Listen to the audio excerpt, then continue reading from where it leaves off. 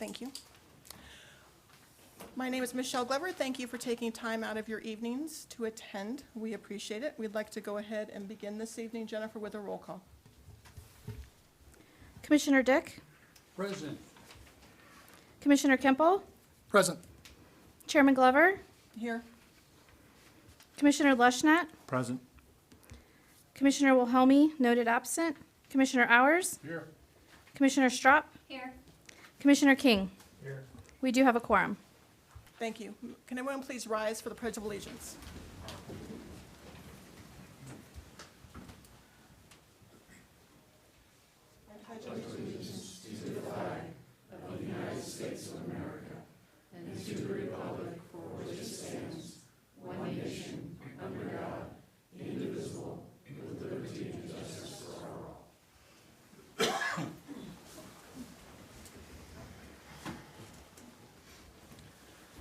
I'm going to go ahead and take just a couple moments to welcome everyone here and just to say a few notes so everyone knows what to expect this evening. For those who may be streaming or watching online, I wanted to say welcome, to let you know that the stream is not, our feed is not monitored. So if anybody, there is no mechanism with which to receive comments online or anything other than what is presented in front of us here this evening. I don't want anybody watching online to get frustrated because nothing is being monitored. This evening, what we will do is we will hear the presentation from staff first. That will be followed by a presentation from the applicant. Then what we're going to do is we're going to take a bathroom break.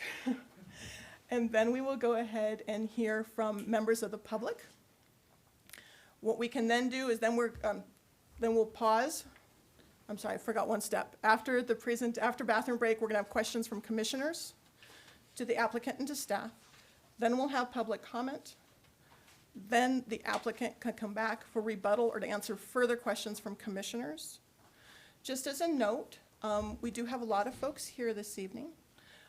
We will be using the 3-minute requirement for public comments. We want to make sure that everyone gets the same amount of time and is able to present their thoughts on the application we're hearing tonight.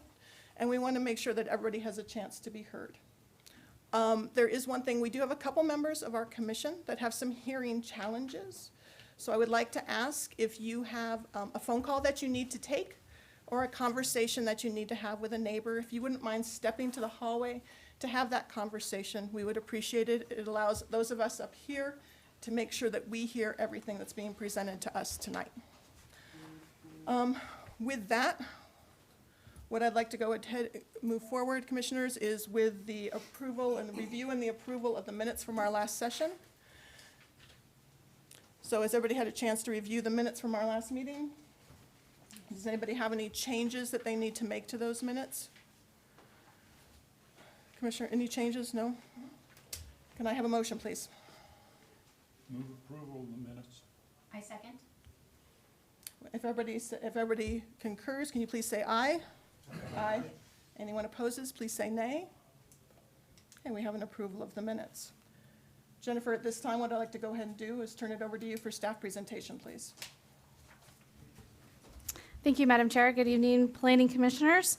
The public hearing item I have for you tonight is a preliminary final PD site plan for a project referred to as Home Place Ranch. So to set the stage for you, identify the area we're speaking about. Phase 1 of Home Place Ranch is really what's before you tonight. It's highlighted in that sort of light blue aqua color.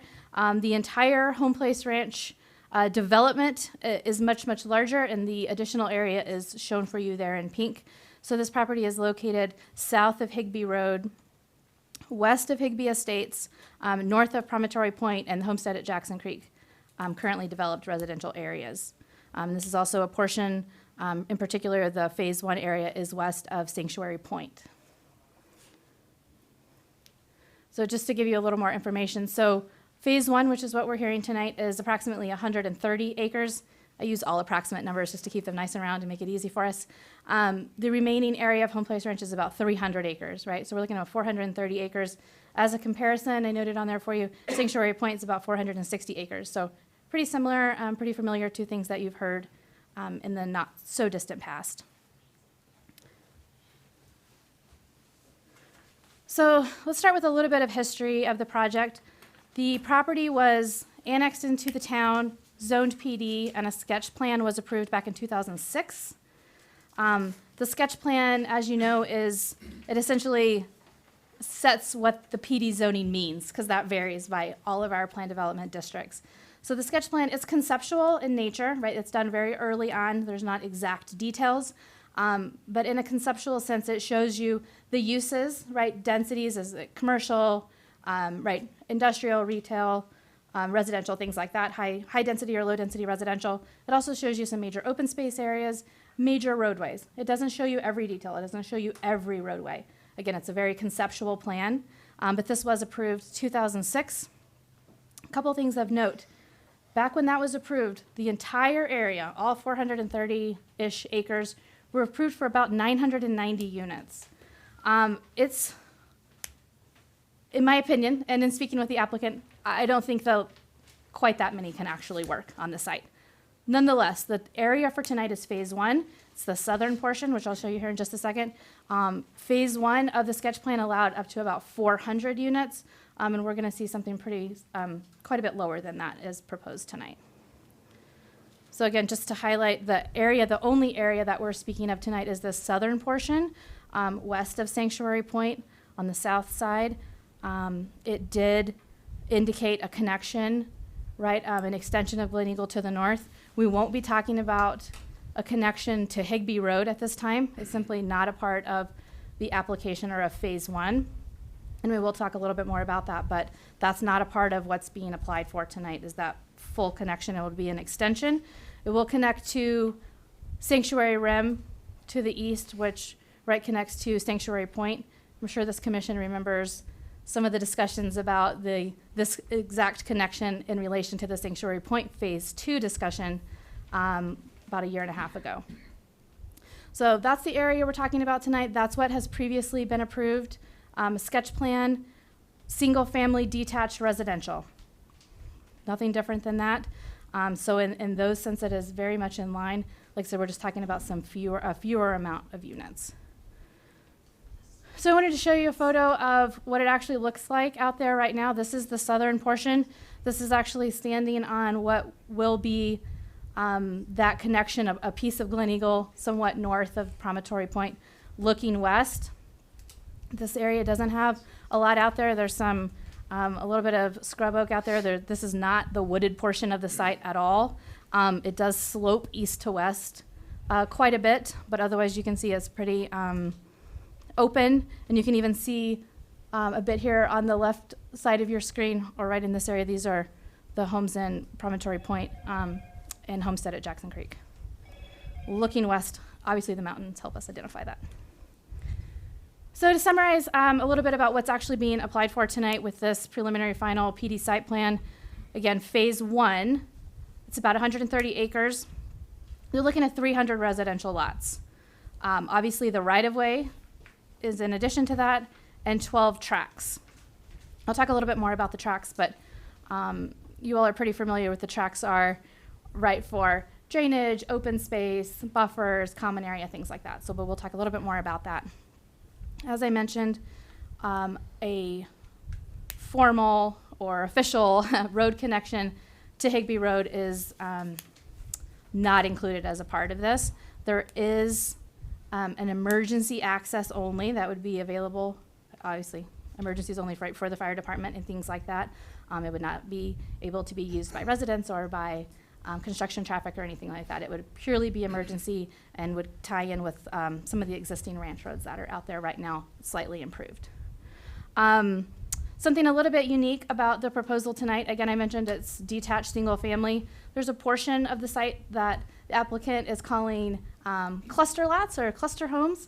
Again, there's still detached single family. What the idea behind that, and they're gonna speak quite a bit more about it, but it's still, the lot is slightly larger than the actual home, but what it allows for is a very low maintenance home ownership, right? So yard space, shoveling driveways and sidewalks and things like that would all be done by the HOA of that area. So it's all common maintenance. And so those lots look a little bit different. They're quite a bit smaller.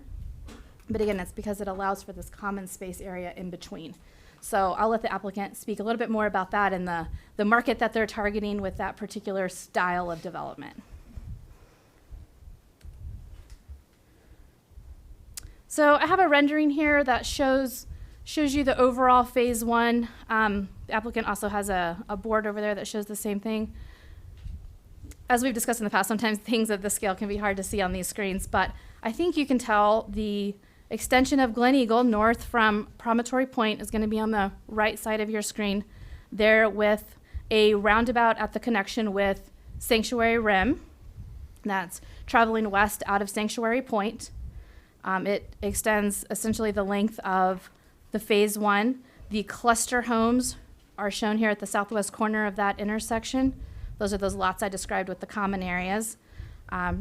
Fairly traditional detached single-family lots shown there in green, and then some of the larger lots are on the east and in the north sections of phase one, shown in that lighter green, sort of beige color. Those are the larger lots. They're also showing a clubhouse that's sort of a amenity for this development that the applicant will give you some more details about, but they are looking to include that. You know, residential neighborhood amenities are something that are pretty common in some other communities along the Front Range that we haven't seen a whole lot of here in Monument. Obviously, there's a huge amount of open space area included not only in phase one, but obviously in the future phases as well.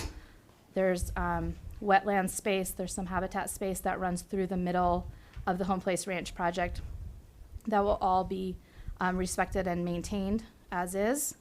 The buildable area that you're seeing is all outside of that. Very quick summary there, but I think it gives you a little bit of an understanding. As a reminder, so the detention ponds are shown here on the left or the west side of the development. As I mentioned, it does slope fairly significantly east to west. The drainage and the slope and accounting for that, again, the applicant I'm sure will give you some more details, but that was a factor that went into the design, went into discussions, and was fairly significant in how this design came out.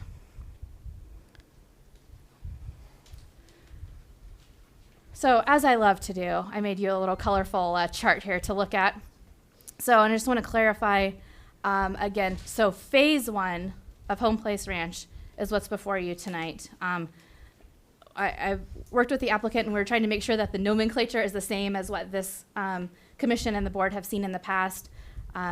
Just at your last meeting, we heard filing 6 of phase 2 of Sanctuary Point. This would function in the same way. So overall is phase 1. The filings would be sequential within the phase, and that's essentially when it comes back to you for a plat, right? That's the order in which it would be developed, when the lots would actually be platted, and it incorporates the appropriate roadways, tracks, detention ponds, and all of that within the filing as shown. So I know sometimes those words can kind of, and I hope I don't do it here tonight as well, but sometimes we use those words sort of interchangeably. We don't intend to do that. So overall is the phase. The filings would come before you later in this sequential order. So they're proposing 6 filings within phase 1. I'm going to tell you a little bit more about each of them just to give you a better understanding. So filing 1, this includes the first part of that northern extension of Glen Eagle with the roundabout connection to Sanctuary Rim. As you all know, that connection is already under construction, right, as a part of the Sanctuary Point project. So it's about 21 acres. It's going to include all of those cluster lots, the 64 cluster lots, and then just a couple of the other lots, of the other residential lots as a part of this development, or I'm sorry, as a part of filing 1. It also includes the tracks that are all along the southern border, which help provide a buffer to the existing residences to the south. This is residential to residential. A buffer isn't necessarily required, but that is something that the applicant has worked in, and I know there were discussions with some of those existing neighborhoods about.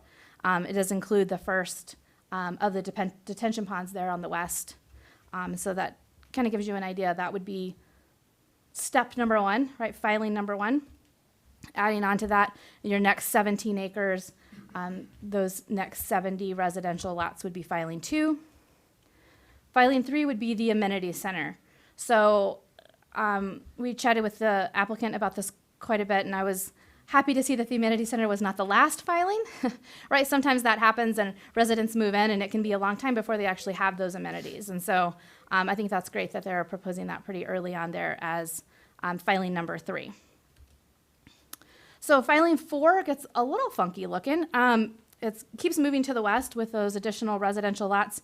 And then at that point, and this is in connection with discussions with the fire district, at that point there's essentially emergency access available that would be installed by the applicant. It connects a cul-de-sac here on the west, emergency access all the way over to that existing emergency access road up to Higbee Road. So that's a numbers thing, has to do with, again, the fire district requirements. So those, and hopefully the applicant will correct me when they speak if I'm wrong, I don't believe that road, that cul-de-sac would be built to a full standard at that time. It would be built as emergency access only, and then when that filing comes along, that would be finalized. So filing 5, almost 10 acres, the next 41 lots there to the west. And then obviously filing 6, everything else, the remainder of phase 1, which includes those much larger sort of estate type lots on the east, on the north, and then obviously that's when the rest of the open space area would be platted as well. And that would finish out phase 1. So I wanted to talk a little bit about the tracks. I briefly mentioned them. They're throughout all of the filings. It's actually about 45% of phase 1 because that wetland open space area is included in as a tract as well, right? All of the area would have to be platted in some manner, so it makes sense to do it as a tract. They have various uses. Again, that common space around the cluster lots, some landscaping between some of the other lots, open space, buffers, obviously utilities, and your detention areas. As I mentioned, Tract A includes that wetland and habitat area there on the north side of phase 1. And of particular note, there's no maintenance required by either the town or Triview for any of the tracks. All of this would be maintained by the HOA of the Home Place Ranch. So there's no maintenance requirement for the town. Roadways and traffic. So this project's been going on for quite a while in terms of review from staff perspective, neighborhood meetings with adjacent property owners and HOAs. The big thing that staff heard at those meetings was concerns related to traffic, right? We also heard some of those concerns, again, when we started talking about that connection with Sanctuary Point. So as a part of this, as always is required, a traffic impact study was prepared that was reviewed and revised actually a couple of times. It was reviewed not only by the town's on-call engineering consultants, it was reviewed and ultimately approved by the county and the county engineer. Why the county? Because Higbee Road and Baptist Road, which is ultimately where the traffic, right, of Home Place Ranch will go at some point, are both county roads. So it was important that they were included in that those intersections which are under their control are adequately studied and prepared for and things like that. So again, that actually took quite a long time. I hesitate to only give it one bullet there, but that was quite a long process. But ultimately, again, everyone did review and ultimately approve and accept that traffic study. So what does the traffic study say? In a very, very small nutshell, it says, yes, there will be increased traffic, obviously, but that the roadways ultimately are already designed to handle it, at least for phase 1. So essentially what it's saying is that for phase 1, there's a connection to Higbee Road, again, is not needed. It's not included in this. That Glen Eagle is designed and built to handle additional traffic, and that it's acceptable from a traffic regulation standpoint. So I have a small excerpt here from the traffic study. It was also included in the staff report. Again, sort of saying much more eloquently what I just sort of summarized there, right? Which was Glen Eagle Drive was built for this. Yes, there will be increased traffic.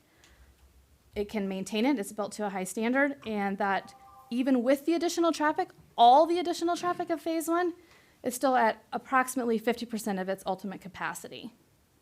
So, no, certainly we all understand that capacity of a roadway is somewhat different than convenience, right? Or maybe what we're used to. But this type of roadway is ultimately designed for approximately 10,000 trips a day. And so it'd be significantly below that. Again, a very, very quick summary of the traffic study. The applicant does have their traffic engineer here tonight, and I'm sure that they will provide much greater detail about that and certainly answer all your questions about the traffic. From a planning perspective, it's gone through the proper steps, been reviewed appropriately, and appears to adequately meet all of what's required. So I have another photo for you. These were all just from earlier this week. We went out to the site to take a look, be sure how things were looking. So again, this is the Glen Eagle Drive extension going north from where it currently ends in Promontory Point. It's already graded out there and will be paved before too long. The drainage swales you see on the side, there's also some temporary ponds that are out there. Those will not stay. They're there now temporarily as a part of the construction of the roadway. And this ultimately turns to the right and connects to Sanctuary Rim.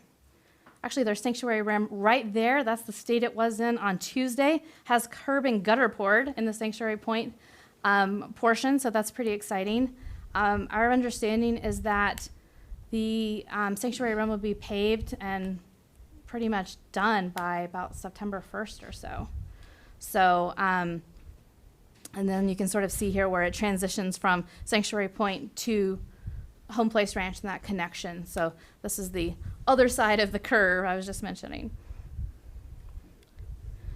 So summary that I like to do for you all is just a reminder of all the folks and agencies where this referral was sent for their review, referral, comments, those types of things. I've mentioned a lot of these folks. I failed to mention Tri-View Metro District very much. Water, wastewater to be provided by Tri-View, road maintenance. We have Mr. McGrady from Tri-View here tonight as well. We potentially answer any questions or anything like that. I just wanted to mention that since I had failed to do so. Again, a summary of all the folks that have seen this. Again, this application has been active for right about 12, 13 months with us at this point. So it's been going around for a while. I've provided a very quick sort of high-level summary for you, but hopefully enough for you to get the gist of the project, understand, again, single-family detached. Traffic study indicates, again, phase 1 is acceptable. Single-family detached is what surrounds this project. Makes sense. It's in conformance with the sketch plan. So from a regulatory standpoint, staff recommends approval of phase 1 of Home Place Ranch. If it pleases the Planning Commission, I believe the chairman actually even indicated this, staff would request that the applicant be allowed to present next. They're presenting sort of even more of the story, so to speak, and then staff and the applicant would both be available to answer any questions that the commission may have. Yes. Is that We're okay? ready for the applicant, please. Good evening, commissioners and public. My name is Phil Stupert with HR Green, and I'm the lead planner for the project and have helped through this process, leading the effort. We also have with us, let me get this thing working, Greg Panza, civil engineer, also with HR Green. So Greg and I work at the same firm. And then John Aldridge, the transportation engineer there, so he'll be here for, he actually has a slide or two where he's going to be speaking, and then he'll be here for all the questions. We know there's a lot of concerns with traffic and everything. So, and then Brian Kniep, Vice President of Goodwin Knight. I think you guys have seen him before, some other projects here. And he's here to answer questions, and I'm sure we'll have many questions for you as well tonight. So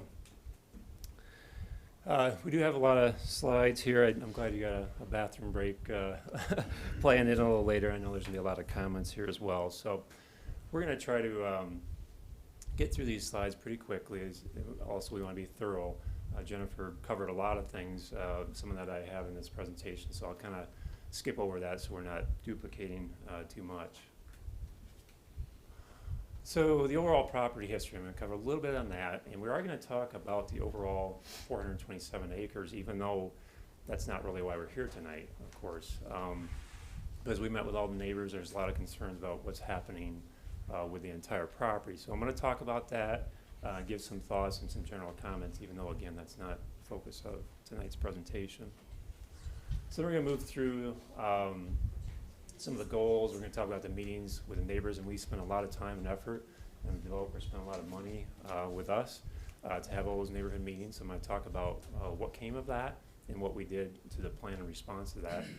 Some things we were able to do some things, and others we were not. And I'm just going to be very open and honest on that part of it. And then we'll dig into the specifics of the plan. So I think everybody pretty much knows where it's at, and Jennifer covered a lot of this. I will say, the part of this slide, let me move one more.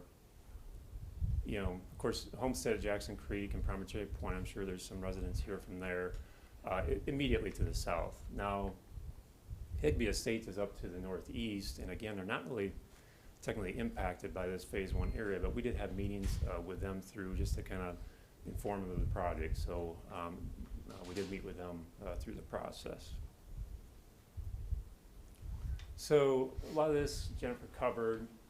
I think it's maybe worth noting though that, you know, that sketch plan approval in the town of Monument provides that cap on the units, in this case 990 units on the property. So in a sense it gives you the right to move forward on the property with not capping those units. Okay, so that's in place, as Jennifer explained. We don't see ever getting close to 990 units. Brian and myself, and even the owner, Brian Barr, have walked the property on a couple of occasions, and you know, we just know we're not going to get 990 units. We have 300 proposed in the first phase. On that northern part, there's more trees, rocks, topo. It's a beautiful part of the property, and so we plan to do estate lots and keep it lower density. The sketch plan, you know, showed, again, the 990, and it showed some single-family attached product in the, that's the red or orange color there. We don't see doing any attached product in this community, so that's not going to be a part of what we do in the future. As Jennifer pointed out, 391 units were allowed in the red dashed area, which is our phase 1, and we're about 300, so we are less. As we move north, it's going to be way less, because there'd be another 691 units technically allowed on the rest of the property, and we'll kind of be surprised if we're half of that. Again, we haven't worked all that out, but I would be surprised if we're half of that amount. So the previous developer was not, you know, didn't get financing, did not move forward early 2000s. And then Brian Barr, who owns Goodwin Knight as well as Challenger Homes out of the Springs, was able to pick it up in 2017. And I believe that's through a bank receivership or something like that. So he was able to pick that up in 2017. So that's kind of how things have transitioned to now being owned by Goodwin Knight. I'm not going to spend a lot of time on this except to maybe talk about, certainly we look at properties very closely, what's on them, and try to respect that. Well, we have the mouse habitat that was laid on this property, I think in 2010, somewhere around there. And so, you know, we have no plans to go in and try to modify that or develop within that. We've had some comments from neighbors, you know, saying that, you know, thinking we're going to develop in there and destroy that habitat, and we're not going to do that at all. And in fact, we have now taken the cattle off as of last spring here. Cattle are gone, and what's happening is already it's starting to grow up the grasses and kind of revegetate. A lot of those areas, you know, all that native seed is in the ground, and once you take cattle off, it starts popping up. And so we think we're going to actually improve that habitat because it's been grazed for, I think, since it was homesteaded. So there's really never been any, well, mice found on the property, right? Because the studies and the mice that they found were further towards I-25. They did find mice down there. But this habitat has really never been a habitat for the mouse, okay? So, and they've tracked it, and there's not any on there. We think once we let it all back to native, not only mice, but all kinds of other wildlife are gonna come through this corridor, so we think that's a positive. There's a lot of open space at the end of the day in this project. Phase one alone has the 45% that Jennifer mentioned.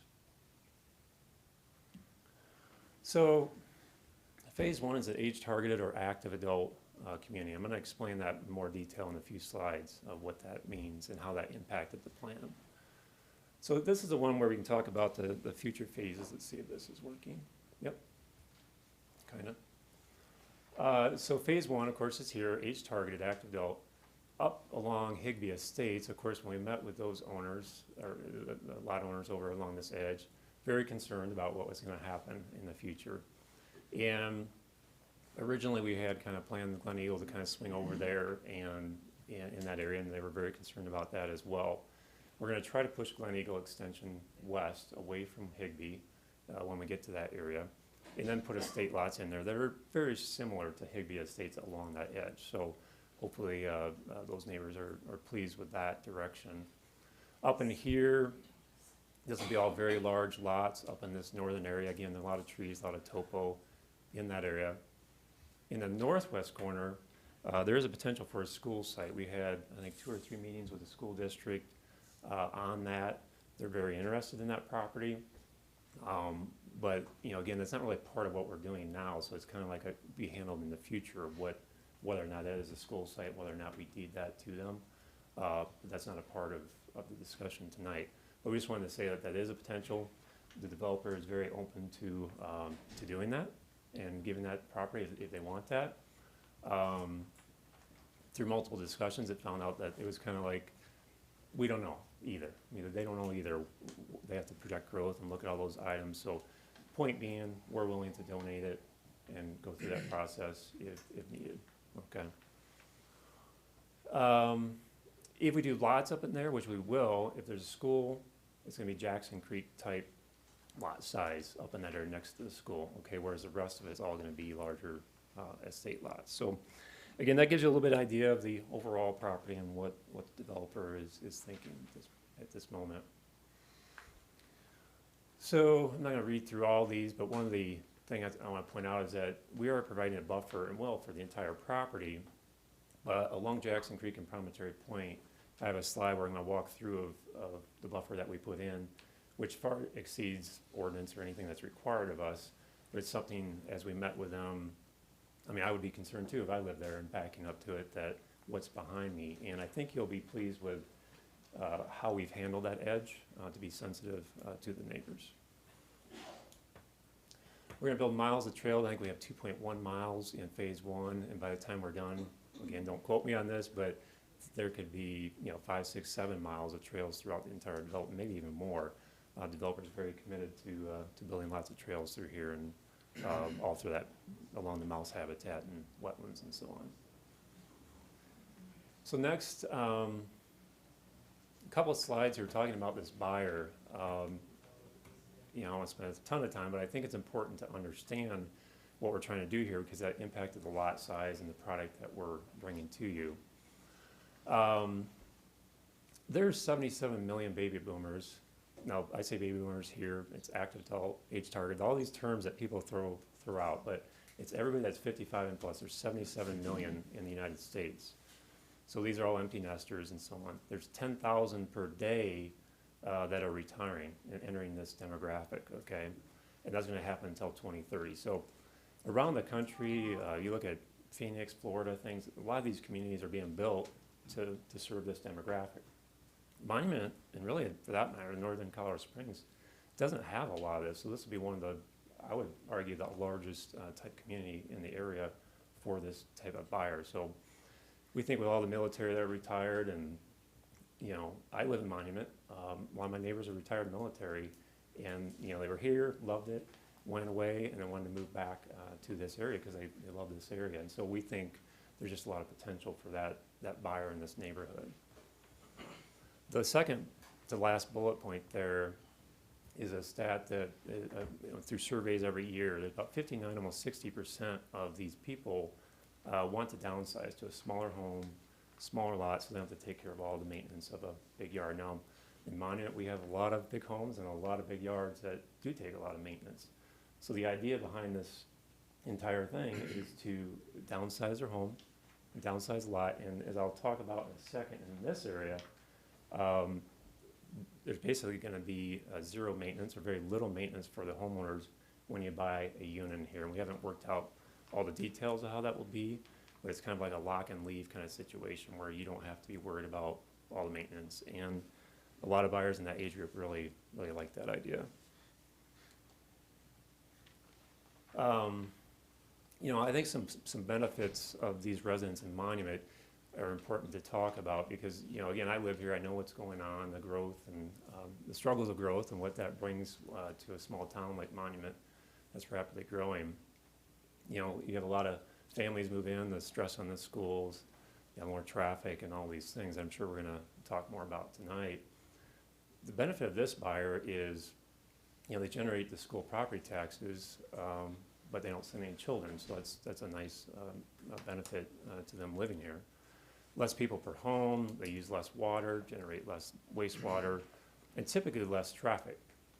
Now, John, when he talks, I mean, we didn't factor in that it actually is less traffic with this buyer because we're just targeting an age group, so there may be some younger families that generate traffic. So he just ran the numbers as just straight traditional, but the reality is in these communities, it's a lot less traffic because they're not going to soccer practice, they're not going to schools, they're not running all these errands.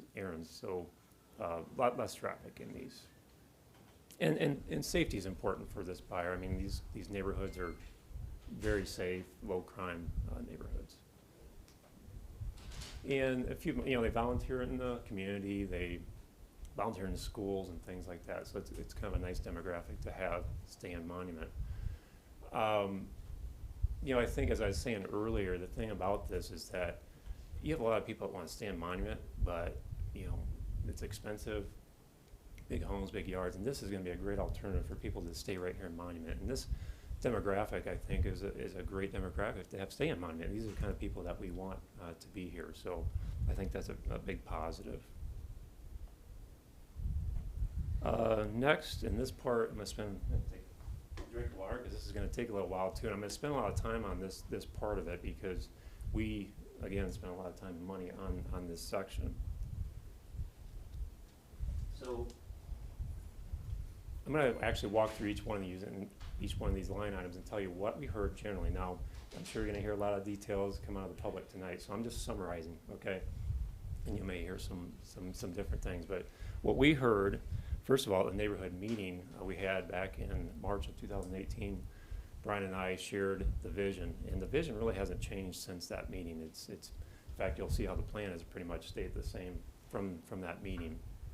I think we had about almost 110 people or something like that, very well attended, and we heard a lot of the concerns from the get-go. And so we've, again, tried to implement some of those things, make some changes through the process. With Jackson Creek, the homestead, one of their biggest concerns was some of the drainage along that edge. There's someone showed us a video from there where just, you know, huge amount of water running right along this property line. It's pretty amazing how much water is going right along their back property line. All the commissioners couldn't see where you're pointing. Would you Oh. mind just lifting that? Yeah, we have weird Yeah, so angles, right some of through us. here. So everybody can see.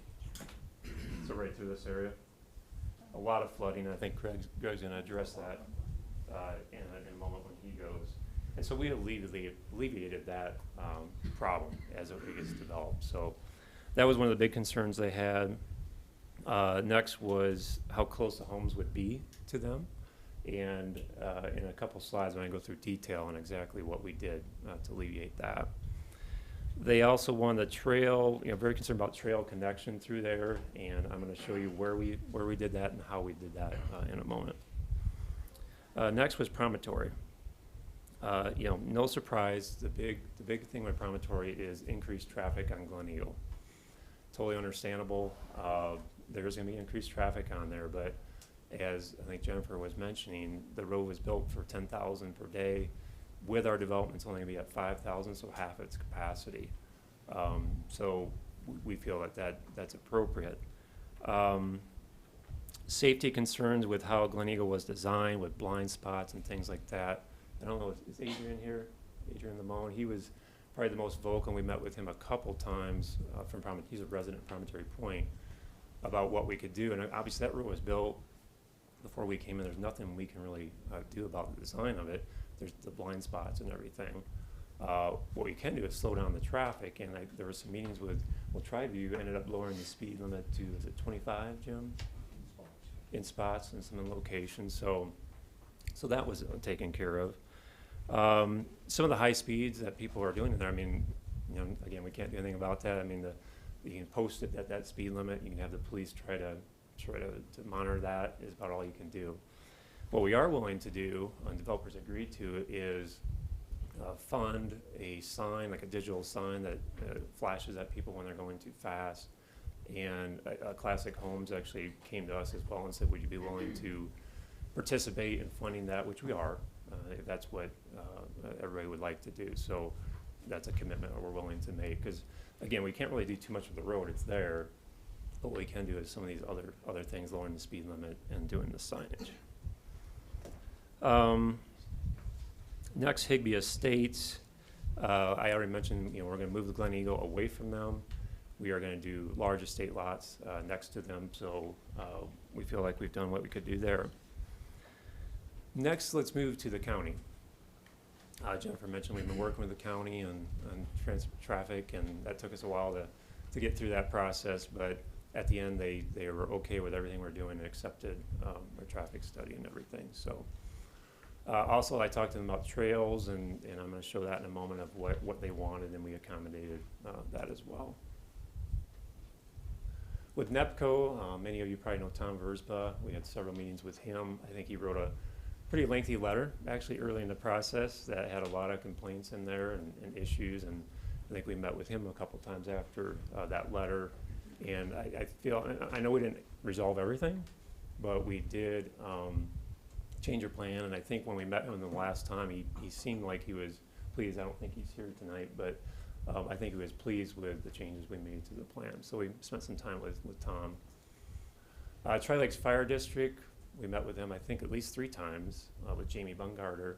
And we went through looking at emergency access points, getting him happy with links to cul-de-sacs, turning radius, all that stuff has been done. He actually appreciated that fact that we came to him early. In fact, we sat down in the first sketch and tried to start working through that. And he said no one had ever done that before. Everybody waits till the end, and then we have all these problems. So we worked hard to make Jamie pleased, and I think from it sounds like he was with everything that we ended up doing. And last is Triview Metric District. Jim's here tonight. Greg and the developer worked closely with him, and we can address some of that detail later in the presentation. So yeah, we spent a lot of time on that, a lot of effort, and I just wanted to make sure that you guys all understood everything that we did there. So some of this is repetitive. I'm going to kind of skip through this, except to point out the clubhouse that we are going to have. You know, there's listed some of the amenities we plan to put in there. It is going to be put in filing 3, so not at the end, but somewhere about in the middle of the project. So this was the original sketch that we showed back in March of 2018 to the neighbors, okay? And when I flip to this actual plan, you'll see it's, or if you just kind of compare and look, it's very similar to what we originally shown. The only change is this cluster villa area in here. We did kind of modify the road layout and kind of how we were doing that. Otherwise, the land uses, pretty much everything, clubhouse location, estate lots to the east, all stayed almost exactly how we originally planned. So here's the overall plan. The next slide's going to kind of blow it up so we can see a little bit better, like what Jennifer was showing. So we believe, and I think Jennifer mentioned this as well, that single-family detached, of course, fits this area. Now it is smaller product and smaller lots, right, in some of this area. So we understand there was some heartburn from the neighbors over that. But again, we are targeting a certain buyer, and I'm going to show you some elevations here in a second where it's actually a very nice looking product. You know, and the price range is going to be up there quite a bit. These are not cheap, ugly homes. These are very nice homes for this buyer. So I'll show you some of that in a moment. The buffer along the property line, I'm gonna blow that up in a second. For the trails, it's 2.1 miles, and that's not including walks, because we're gonna have walks, you know, throughout the entire development. That's just dedicated trails in addition to the sidewalks. So it's very well connected throughout the entire community. One thing I do want to talk about is connectivity to beyond our site, right? So the first thing we did was put a trail along the west side, and we'll turn this a little bit, along the west side of Glen Eagle through here. So that's going to give a north-south connectivity throughout the region. Okay, so that can go all the way to Higbee. Next was the east-west connection. We have it kind of coming through here and then connecting down in here. When we met with Homestead at Jackson Creek, they said, is there any way we can access these trails through here? Well, the reality is there's no breaks in this, there's no roads or anything in this entire stretch until we get down to about in this location. There's a 20-foot, I think it's 20-foot wide easement right in here. So a lot to work out, because these are just, you know, this is not a final construction document engineering. We're not there yet. But the plan is to make that connection where the developer is committed to making that connection right through there. So that'll allow all these residents to walk through and get on our trails, okay? The county asked for a couple things. One is that the trail goes from here through the property and allow a potential access or connection over by Bear Creek Elementary. So again, that does have to be worked out, but the developer is fully committed to do that and make that connection through there. So there'll be a connection all the way to the west towards the school. And we don't have time to go through all the detail, but trails are the brown line that you can see that kind of connect all the way through and up to the clubhouse. The last thing I'll say is, you know, when we met with the neighbors, they wanted the trail actually to go all the way, as I mentioned before, and Greg's going to talk a little bit about this, is that we just don't know if we can physically do it all the way through here, because as the drainage comes west, it gets wider, and we're also putting utilities in there, so it's kind of a very tight spacing here. But what we did do is bring it off of Glen Eagle through here, and you could connect through the community that way. So that's the one thing that, you know, we wanted to take it all the way west, but it just wasn't, it doesn't look like it's going to be feasible to do that. Next slide. So this is what we're calling the cluster and villa parcel. So you can see to the lower left kind of shows you a plan view. To the right is an elevation. So one of the things that the architect KGA, I thought, did a very good job of working with Goodwin Knight, was to try and create a nice street scene. So if you've ever been in some of those communities where there's small homes, sometimes that garage gets stuck out way out front. You drive down the street and all you see is garages, and it looks horrible. And so what we did here is we used some side load garages. So that's what you see in this area. So the street would be down here. You come in and come into this unit that way and this unit going that way. What that does is it gets this entire edge here that faces the street to be like that, where there's no garages. So I think it's going to have a very nice street scene because of that thought process and what we're doing there. There will be some front-loaded product kind of mixed in periodically, so it's going to be a mix of both side load and front load as you go through. So this is kind of a quick 3D model kind of showing on the bottom is some of those front load products.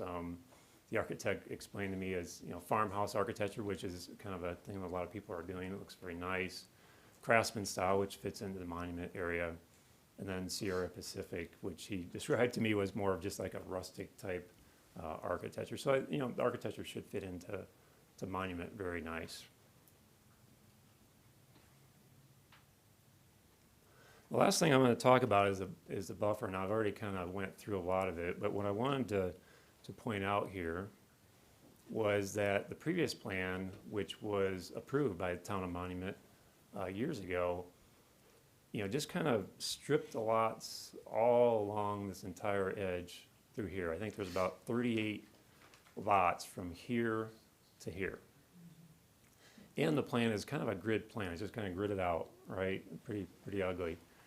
And, you know, I can't imagine if that was built, we would have to completely decimate the site. It would have been pretty bad. So when we came in and met with the neighbors and said, hey, we're not doing that. We're gonna do something different that's much better for you guys.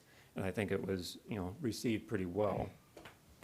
So I know it's gonna be hard to read some of these dimensions, but let me just kind of go through what we did. So we cut down from 35 units along that stretch to 18 by basically side loading some of these on a cul-de-sac. So we brought the coal down to the end here and then oriented the units west and east instead of backing them on to their homes. The buffer width varies anywhere from 30 on up to 125 feet. Okay, now that biggest dimension is through this area where we have a detention pond. Greg, as working through with Greg, we kind of were able to site that right here. It makes sense and also provides that large buffer. So that was kind of nice how that worked out. And then the rest of the area, it varies, like I said, 30, 50, 60 feet, somewhere in there. Now, the last thing was, we were asked, when we were in the meetings, is how close is the house behind us going to be? Which I would ask the same question. So we did some measurements, pretty much anywhere from 80 feet to 125 feet. So that's pretty significant given the fact that if we line the lots entire stretch of the way, you typically have a 20 or 30 foot setback, right? It's typical. So the homes could be as close as 40 feet away, or maybe 60 is kind of a typical thing when you back homes. So we increased that separation quite a bit to be sensitive to the neighbors. The last thing is it's one-story ranch homes. They were asking about, okay, what's the heights, what's going on there? Originally, they had talked about some two-story mixed in, but at the end of the day, we went all one-story ranch homes. There will be some walkout units on the lower side of the topography, but everything's gonna be one-story ranch. So, I'm sure a lot of the neighbors don't want to see it developed at all, but I think given the fact that it will be developed at some point, we feel we've brought a pretty good proposal to be sensitive to them. And some of the things, like I said, we really didn't have to do, but we want to be good neighbors and work with them through the process. So with that, I'm going to turn over to Greg, and he's going to go through some of the engineering items, kind of just at a high level. As you guys know, when you get into engineering, it can get real technical really fast. So Greg's going to give just an overview, but we get into the questions and answers later. We can dig into some more technical data, and then after that, John's going to come up and talk traffic, and then we'll close. Okay? So thank you for your time, Greg.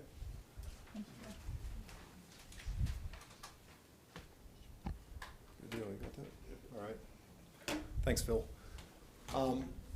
So I won't go into the nitty-gritty details, but I'll just do an overview of where we're at with the engineering.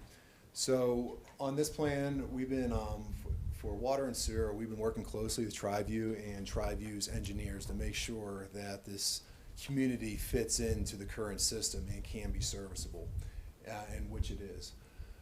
For the grading and drainage, like Jennifer was saying, we're draining, there's a lot of slope going from east to west. It's the right side of the screen to the left side of the screen. So it was a tricky site to grade. The way we laid it out, Phil did a great job in laying it out with these cul-de-sacs. And by doing these cul-de-sacs long and going north-south, we're able to stay as close to grade as possible. So you won't have that massive effect on that south property line. So you got uniform rooftops going from Jackson Creek and Promontory up to this community. Also, with drainage was the other tricky one here. We have a lot of water coming from the east side, so we have to pass this through our development. We have two detention ponds located on the east side of the or the west side of the site, and we have water that's going to be coming from Sanctuary Point to the west. So the water is going to be passed many ways. We're going to be going down Sanctuary Rim Drive, but we're also going to be using that buffer between this community and the Jackson Creek and Promontory Point community.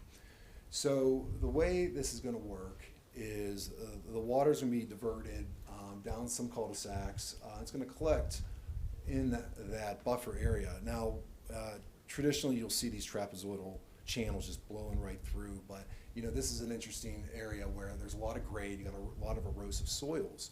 So we're gonna be we're looking to design more of like a meandering channel with grade control structures between our community and the communities to the south. And that's just to keep the velocities down, and so we keep erosion at a minimum, so there's not much maintenance at all. So those will eventually drain and go into the two ponds on the west side of the development. And I think Phil mentioned this, but just keep in mind, this is a planning document. The civil construction documents come after this, and those are the ones actually permitted documents that will show the details of this corridor. Now, if we go to the next slide, can I do it from here? Yeah. We go into the phasing plan. So phase one's gonna be the cluster product. With the cluster product, we're then gonna turn Glen Eagle Drive and Sanctuary Rim from that temporary drive that Jen showed us pictures of into a permanent drive. You mean filing one, correct?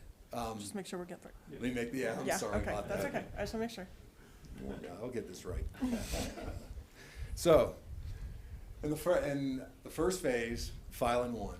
Thank you. We are gonna be designing Glen Eagle Drive and Sanctuary Rim. We'll also be designing that roundabout. With filing one, we're gonna construct the drainage going south, or I'm going west, to the first detention pond, and that's seen in the yellow. There also is gonna be a temporary connection going north from Glen Eagle Drive, that'll extend up towards Higbee for emergency access only. When we go over to filing two, this is gonna be extension, getting into the single-family detached product. It'll be extending out west from filing one. Going to filing three, that's when the amenity center comes in. Filing four is when we add more single-family detached, and we add that emergency access only, which is gonna be that blue area, which is only for emergency access, and the cul-de-sac that you see shown in blue will not be done in its entirety. This is just for emergency vehicles only, connecting up to the emergency access on Glen Eagle Drive, where they can then access south Glen Eagle Drive or head north to Higbee. Also in filing four is when we bring on the second detention pond. If you notice, like with these first four filings, and then also with filing six, there's gonna be a lot of water that may go it's gonna go undetained because of a lot of topography, and we're not gonna, it makes no sense to put in a storm sewer system that's gonna collect very little water, that's gonna have to be maintained. So what we're gonna do is increase the size of our ponds so that those peak flows, we stay below those peak flows that currently exist on the site. Now getting back to going to filing five, that's when we're doing a little more single-family detached, and then filing six, where you get into the estate lots and that extension of Glen Eagle Drive up to the end of that first phase. It's tricky doing these phases, but I mean, while they're going on, you're gonna see some temporary measures going in. Just because if we bring in filing two or filing one, and filing two, you may see some temporary swales or structures, because we wanna make sure we limit the amount of erosion that is off the site. We wanna capture, provide our water quality, and then send it down its way, and then it'll make it to the detention ponds. But those will come and go as the filings come online down the stretch. That's mainly it. What I'm gonna do is turn it over to John. He's gonna talk a little bit about, the transportation.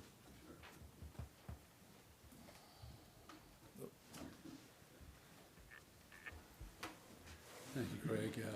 As you mentioned, my name is John Aldridge. I'm a professional engineer, and I've been doing sort of traffic studies and transportation planning and design engineering now for close to 45 years. I hate to mention that, but anyway, it's been a long time. I do want to start off by saying that we don't do these traffic studies in a vacuum. As Jennifer mentioned, as everybody else knows, we have to do these in accord with some very strict guidelines. They're national type of guidelines And we also have to follow all of the rules and regulations that are provided by El Paso County and the town of Monument. We're closely scrutinized to make sure that everything is correct. And fortunately, we have been now vetted by El Paso County and by the town of Monument on this study. When we look at what the traffic is going to do, we really have to look at very closely at these intersections. And in this case, the Baptist Road intersection with Glen Eagles Drive, we studied very closely. We looked at what the existing traffic is out there, and we do this not only on a 24-hour basis, but also on a peak hour basis. So we're looking at the peak hour traffic in the morning and also in the afternoon, or between 4 and 6 p.m. when people are coming home. We determine what the level of service is for these intersections, and currently on the Baptist Road intersection, it's operating at level of service C. Okay. If we're going to add another, 3,000 trips, daily trips to that intersection, what is the intersection level of service with that? And we found that with that additional traffic, that intersection will still operate at level of service C, which is a very good operating level. If you could briefly explain what level of service C means to Sure. those who may not be familiar. Well, it's sort of a letter grade that applies to the volume of traffic and how it operates within that intersection. Level of service A is virtually no delay. You just move through the intersection very smoothly without any delay. Level of service B, you get a slightly more delay. Level of service C is a reasonable level of delay, okay? Then you get into level of service D, which is usually the benchmark for level of service at a particular intersection. Or if you design something, you want to design it so it at least has a level of service D operation.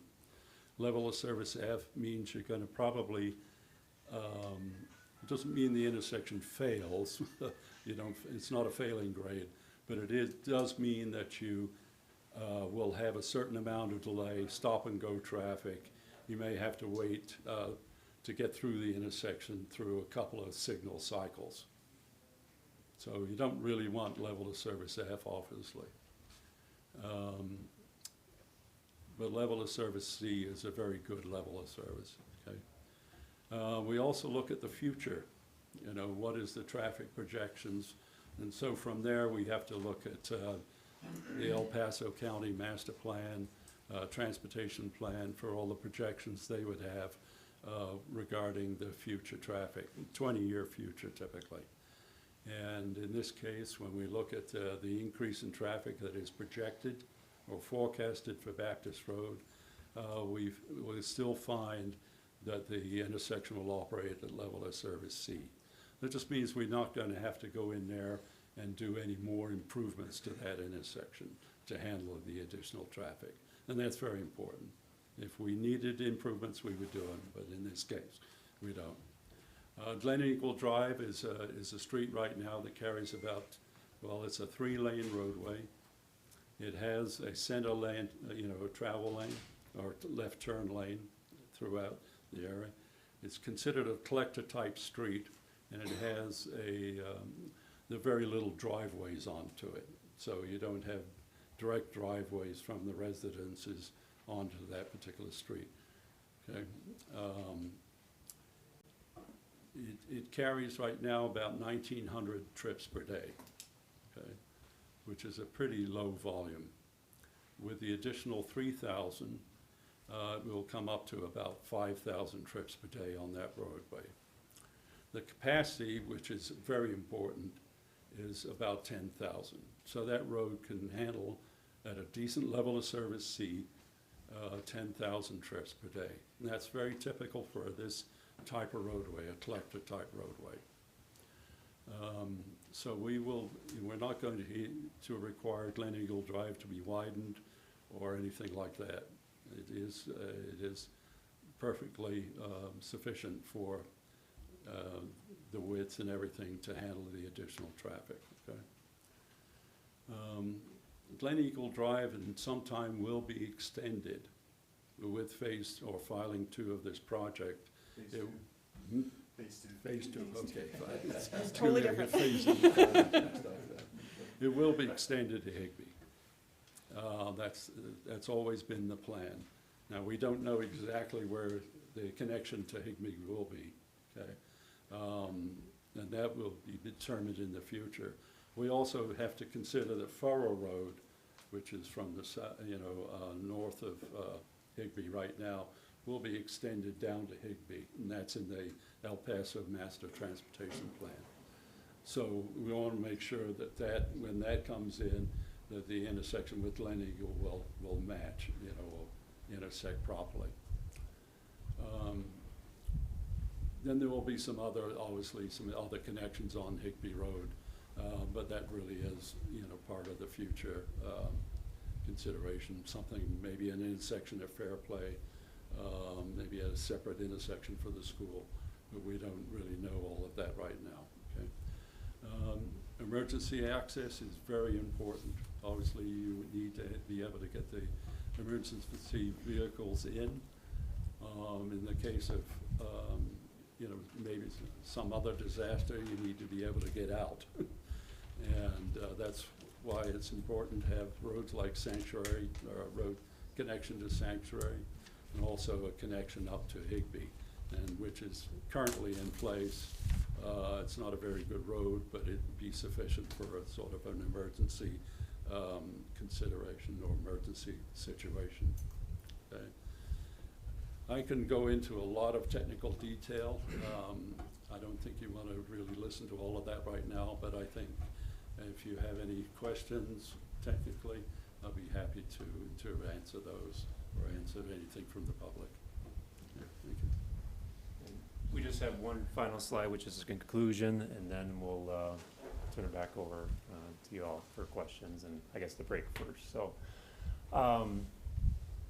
we've thrown a lot out there, obviously, tonight. Just in summary, we think that the phase 1 design, land use and density area conformance with approved sketch plan, and they obviously are based on the facts there. It's gonna be a quality community. I know there was some concern about the size of lots and products, I said before, but this truly is gonna be a very nice community asset for Monument.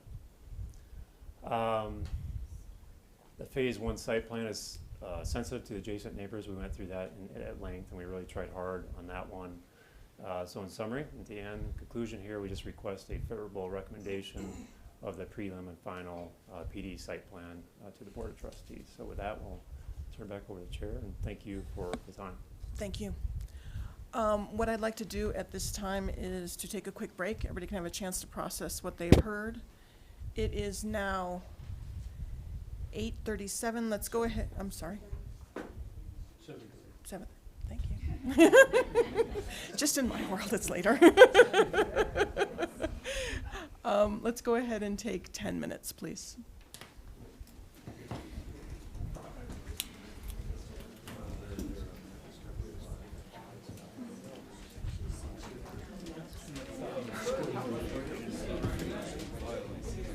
Please feel free to, there it is. I think we should go through.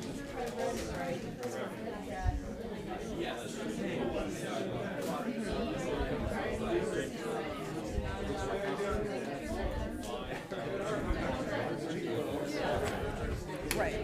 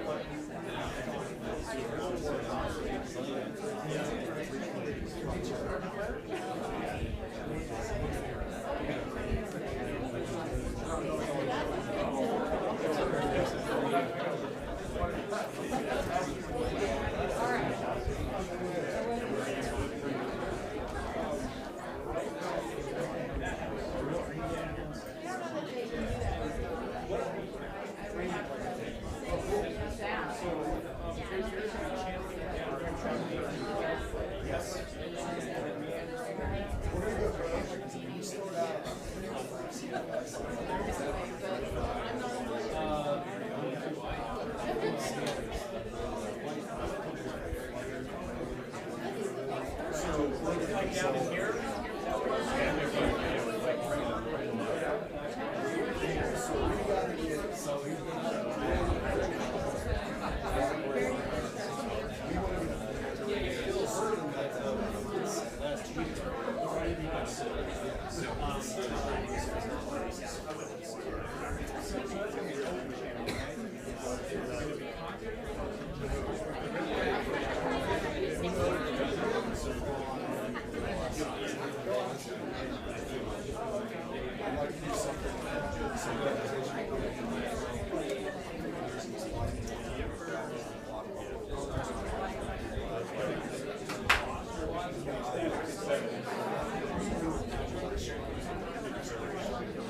we're not, we do want to make this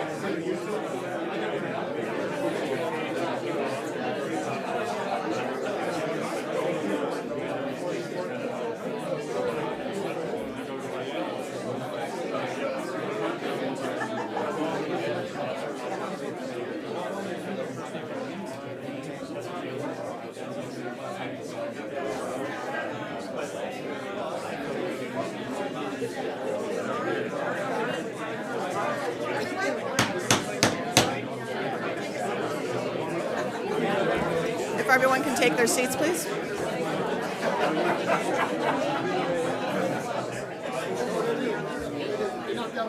I don't know. It's just one next door.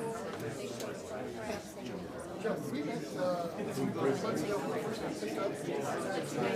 Hey, guys. That's I'm going to start with your side. I'm going to start questions on your side. digital one.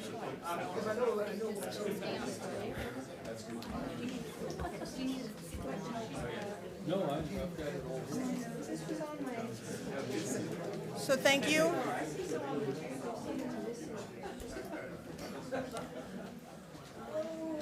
We're going to go ahead and reconvene now. The next portion of the evening, first there will be questions from the commissioners to staff and to the applicant. Then we will open the floor for public comment after that time. Again, should you need to take a call or have a conversation, we would appreciate it if you could step outside to do so. We do have commissioners with hearing challenges, and crosstalk makes it very hard sometimes for us to hear whoever has the floor and is speaking. During public comment, you'll be asked to come to the podium. You will direct your comments, questions to the commissioners. We will not be directing them to the applicant or to staff. They will come to us. We'll be taking notes, and commissioners can do follow-up questions after that point. We're going to go ahead and start with the commissioners, and we will start on my right side. And do you have questions for the staff or for the applicant? Both. So Jennifer, this project this sketch plan was approved in 2006. But I'm assuming that any approval that was done back then is no longer valid, is that correct? That's not correct. The sketch plan would still be valid. It's essentially what defines their zoning. So the sketch plan is still valid. Okay. Thank you. And then I have a question for the applicant, for the planner here. So part of the, so I wish this phase was the last phase and not the first phase, because part of the problem that I have with this project in its entirety, that it's too dense the way that it was approved in 2006, in my opinion. And then this is the densest part of it. So you talked a little bit about the Higbee lot, or the being adjacent to Higbee, and that your lot sizes were gonna increase up there. But on the sketch plan, it's 1 to 2 units per Yeah. acre, and that doesn't count rows. So Right. that's like 1/4 acre lots in the trees.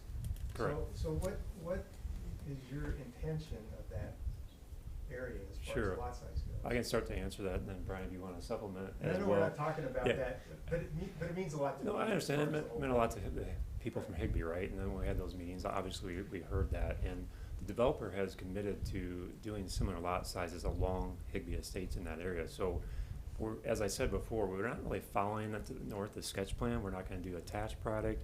We're not gonna do any of that.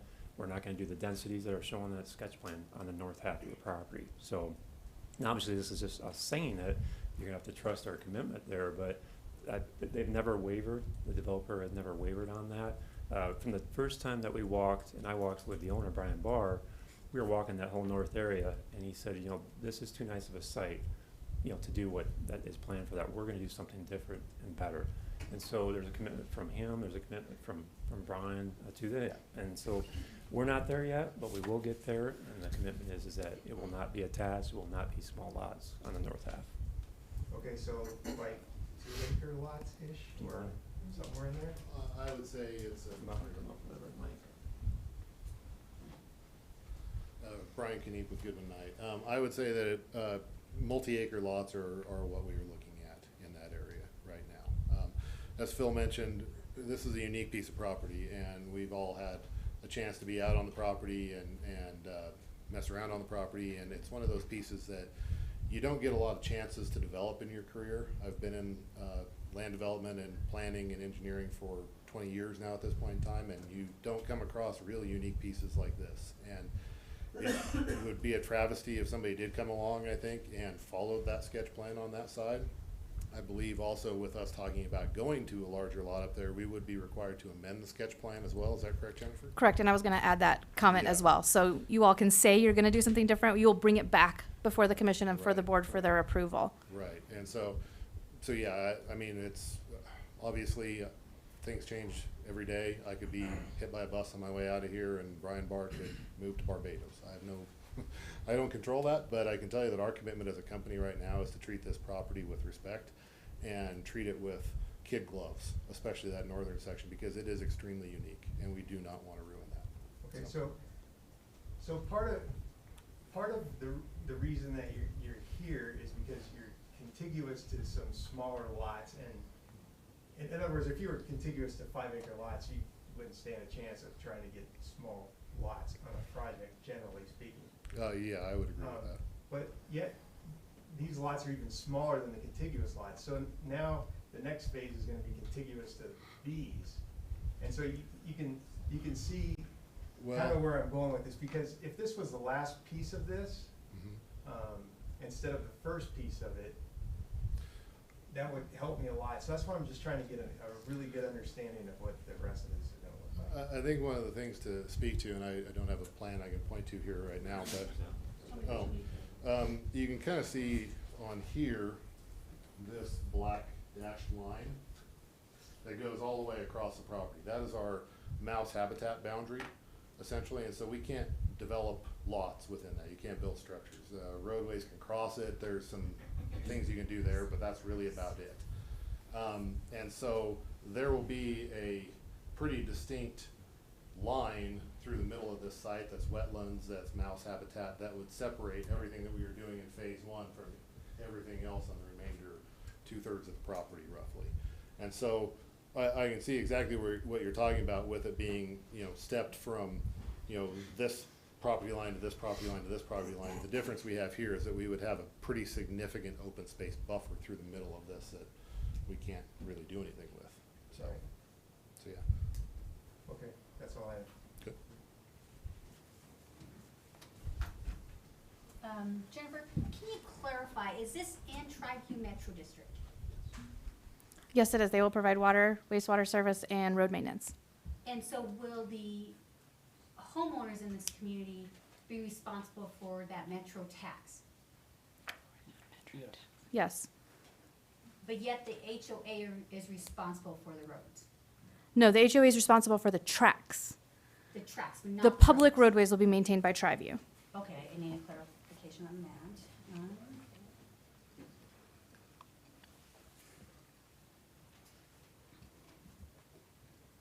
Thank you for clarifying that. Okay. John, when did you do the the study? What months? They were, we did, the last count in October of, Okay. 2018. The previous counts were like, it was probably the end of May, no, beginning of May. We wanted to make sure school was still in, Okay. and so all those counts did reflect the, school traffic. So May of 2019 or 2018? 18, excuse me, yeah. And how many days did you collect traffic numbers? Well, we collected,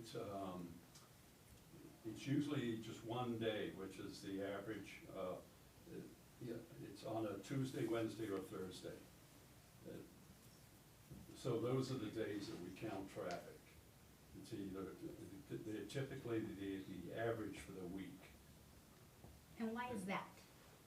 Is that just general That just protocol? represents, yeah, that's a standard procedure, and it represents, the average daily traffic. And that's what we want to determine. Okay. Yeah. Thank you. Could I add to that? Most definitely. So just to clarify, we had total 3 counts, correct, John? That we did on that road, 2 or 3? And they all came, 2 minimum, and then can move. Well, okay, here's what we did was, we've taken, actually 3 counts, you're right, okay. One was a tube count, in other words, a 24-hour count on Glen Eagles Drive. We just wanted to make sure that we had the correct, average daily traffic on Glen Eagle. And then the other counts were peak hour. So we take, we go out and put out cameras for 2 hours in the morning between 7 and 9, and then 2 hours in the evening between 4 and 6 p.m. So those are the rush hours. That's the peak hour traffic, and that's what we designed for. Okay. The 24-hour count was just to make sure that we had the correct average daily traffic, because the county had something different. So we just wanted to, make sure that we were correct in our assumptions on that. Okay. What were your numbers in comparison to the county? The numbers that we got were 1950. That was the 24-hour count on Glen Eagles. The county suggested they had something like 5,000. And they couldn't verify it, they couldn't give me the count, but we just wanted to make sure that everybody was satisfied that the count is, is accurate, that we had an accurate count. So how many times did you verify? Because that's a huge discrepancy from what the county has and what you got. Yeah, I mean, when we do a peak hour count in the afternoon, it usually represents 10% of the daily count, okay? So that's a standard. So, The peak hour count is usually typically 10% of the daily count. So when I calculated using that formula, the traffic on Glen Eagle for the 24-hour count, it came out to like 2,000, or it's actually 1,800 at that time, right? So that's what I determined to be the count, okay? Then that was questioned by the county. okay. They say, well, we think we have 5,000 out there. But they could never give me the count, okay? So what I did then, in order to make sure that we were on track and were accurate with our count, I did a second count with a tube, a tube laid across the road. Okay. Okay, that gave me the counts and vehicle classification, and speed of that roadway. So I was able to verify that mile counts were correct. Okay, and that count is specific for Glen Eagle or specific for Baptist? No, Or that's both. for Glen Eagle. Glen Eagle. And when you say 2,000, is that the 20% or was, where, because, Well, when I had the, you know, it's, right now, I mean, the traffic is 2,000, right? And that does represent 10% of the, I mean, it is, the peak hour count calculates to the same amount for the 24-hour count. got it. Thank you for clarifying. And also, just to throw in the Sanctuary Point, the people that did, the traffic engineers did that for Sanctuary Point. They also counted this intersection, and we were, you know, spot on. Okay, Okay. thank you. Jennifer, I apologize. I have another question for you. 2 accesses, Sanctuary Point filing 1, we approved it, but there was only 1 access to that area. There was a note in regards to having 2 accesses to a community. Can you clarify that? Because here we have one from Sanctuary Rim, and then we have another from Glen Eagle Point. Would that be sufficient as far as that requirement for 2 accesses? Correct, yes, that meets our subdivision ordinance requirement for 2 access points. You're right, Sanctuary Point filing 1, I'm sorry, Sanctuary Point Phase 1. Yeah, phase 1. The far eastern side, they had 1 primary access point, and they were required to put in an emergency connection to meet that requirement. But you're right, this proposal tonight has 2 formal permanent access points, and it meets our requirements. Excellent, thank you. Okay, Phil, can you clarify trails and versus sidewalks? You keep saying trails, but are there going to be sidewalks? And if so, are there going to be attached sidewalks, detached sidewalks? Can you clarify the difference Sure, between the 2? absolutely. I mean, in all these roads, and Greg, correct me if I'm incorrect here, but all these roads will have sidewalks all through here. Okay, so they're all gonna have sidewalks Detached or attached? attached, right? Okay. Attached, Greg? And, I mean, your section is, we're following the town's section. Right. I think they're all attached, if I'm not mistaken. Yes. Okay. The trails, so let me, well, I wonder if, maybe I'll pull this up on here again, just so I can track it with the mouse, so you can see exactly. Hold on. Let's get to the plan.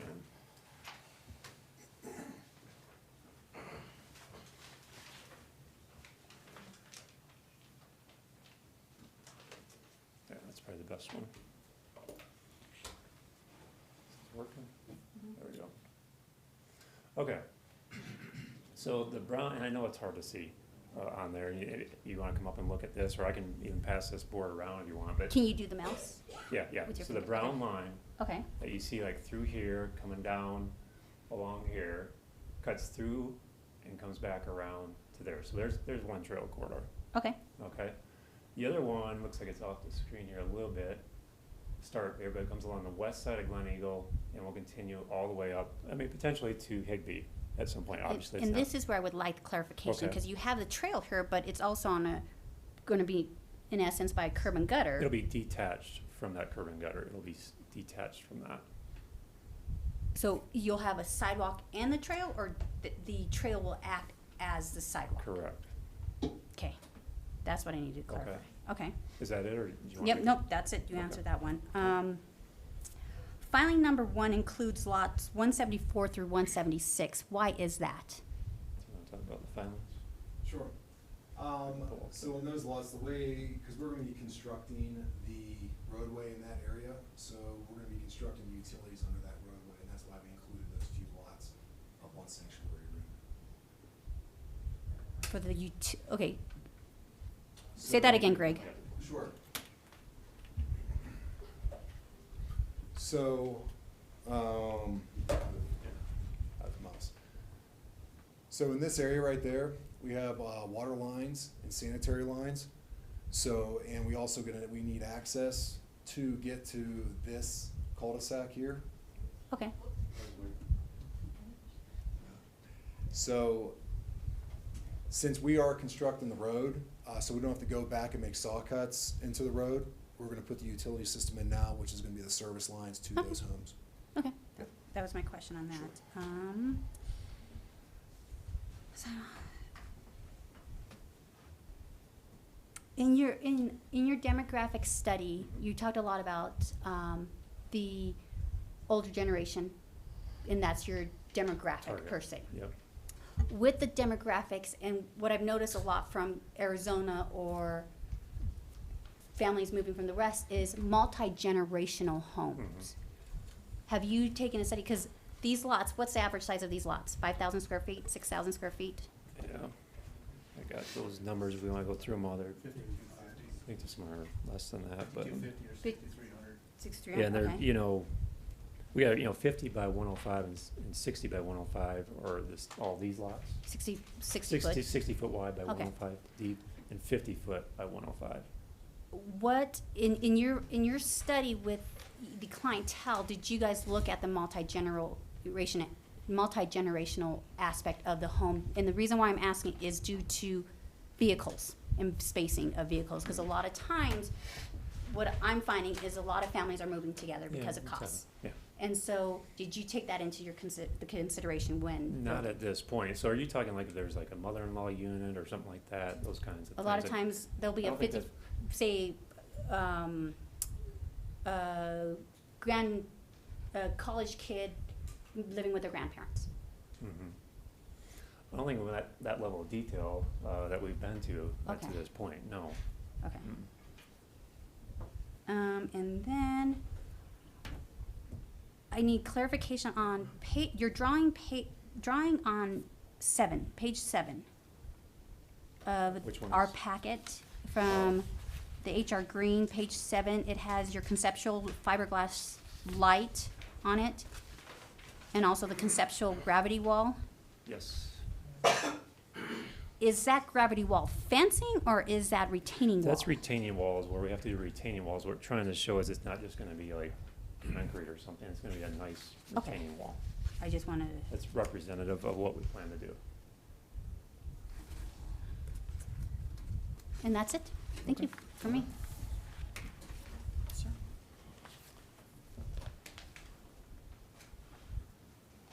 Jennifer, could you put the sketch plan back there up on the screen? Sure.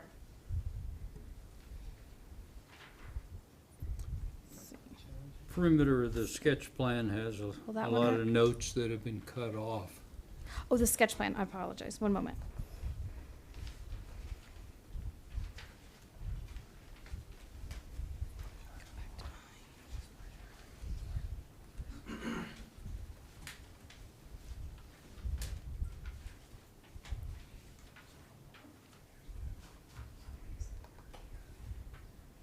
Something like that?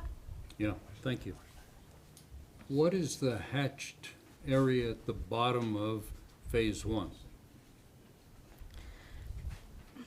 It was required to be a certain, let me bring it up, I don't wanna guess without Okay, telling you exactly. I know the one on the right had to do with lot size, but I will look up that one on the south. If I can maybe get back to you in a couple of minutes. sure.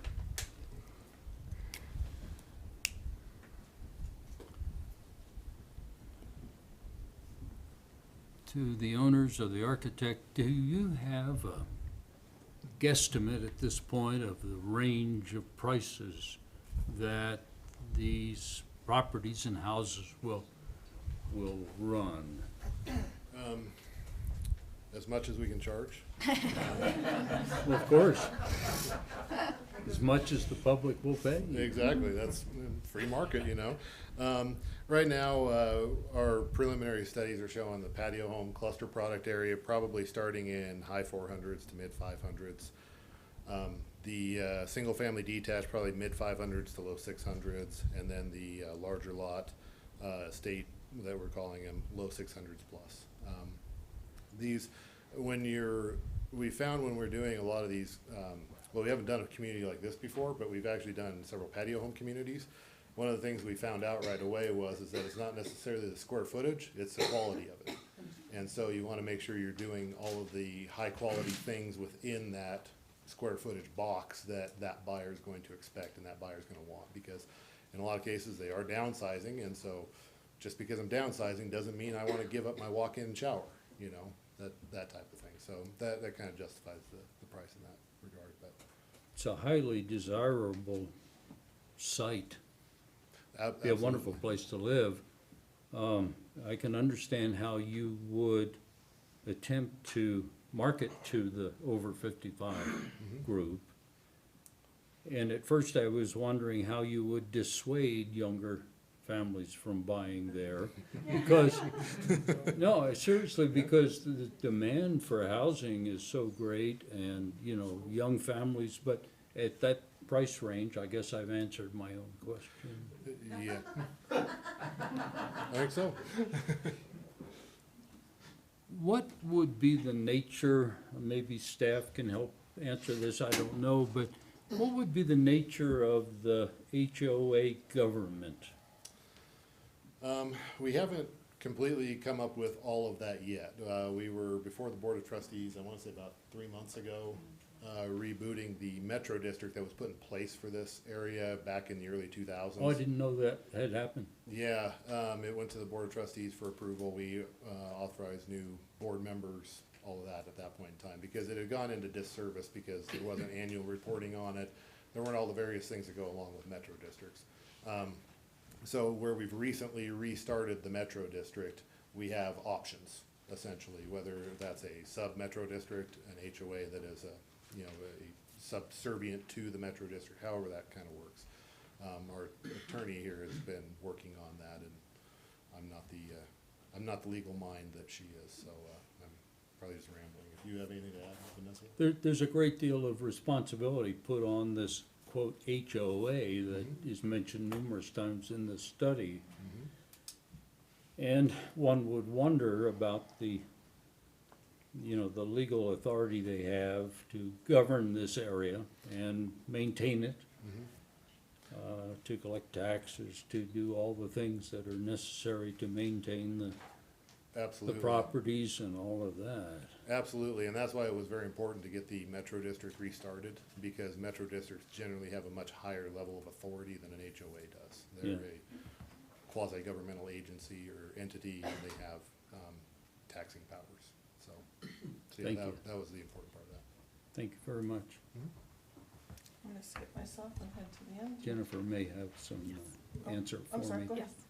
The note that was shown on that area hatched on the southern part of the sketch plan, the note was matched lot widths to Homestead at Jackson Creek, which is essentially what is shown on this old plan that the applicant had previously shown, where they backed up to each other.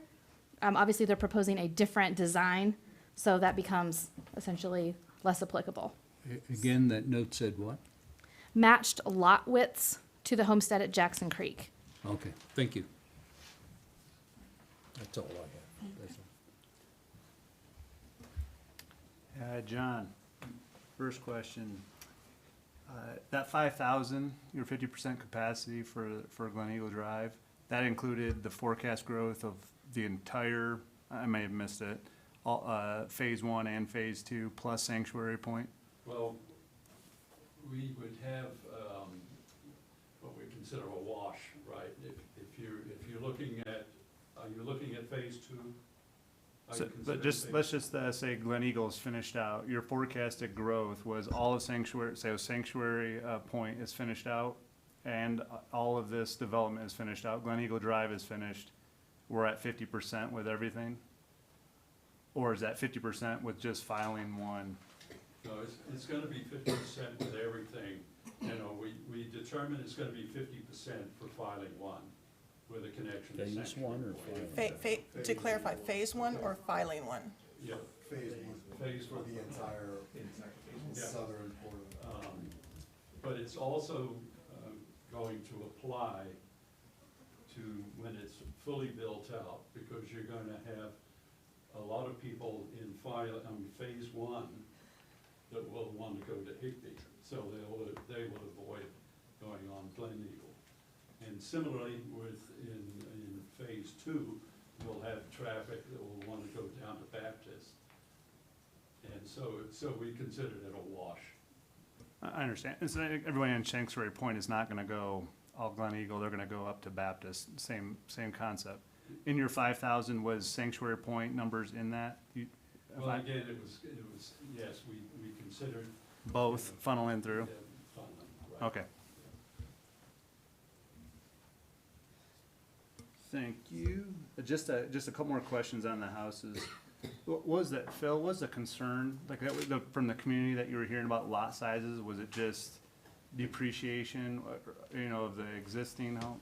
Yeah, and just, obviously they're smaller than what's going on in the area. And so that's why we explained the buyer and why we're doing what we're doing. And yeah, just concern of the size of them. So that's why we did things like build these buffers in. There's 45% open space is kind of a trade-off to that.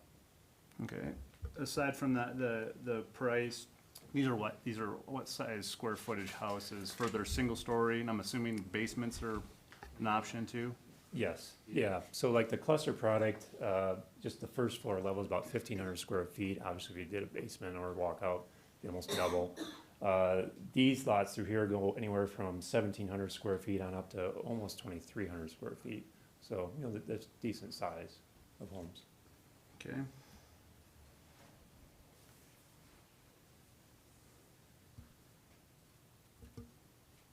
And then, the last question, so just to clarify, Glen Eagle, as it continues through to this roundabout, does Glen Eagle look exactly the same as it's going through Yes. Promontory Point?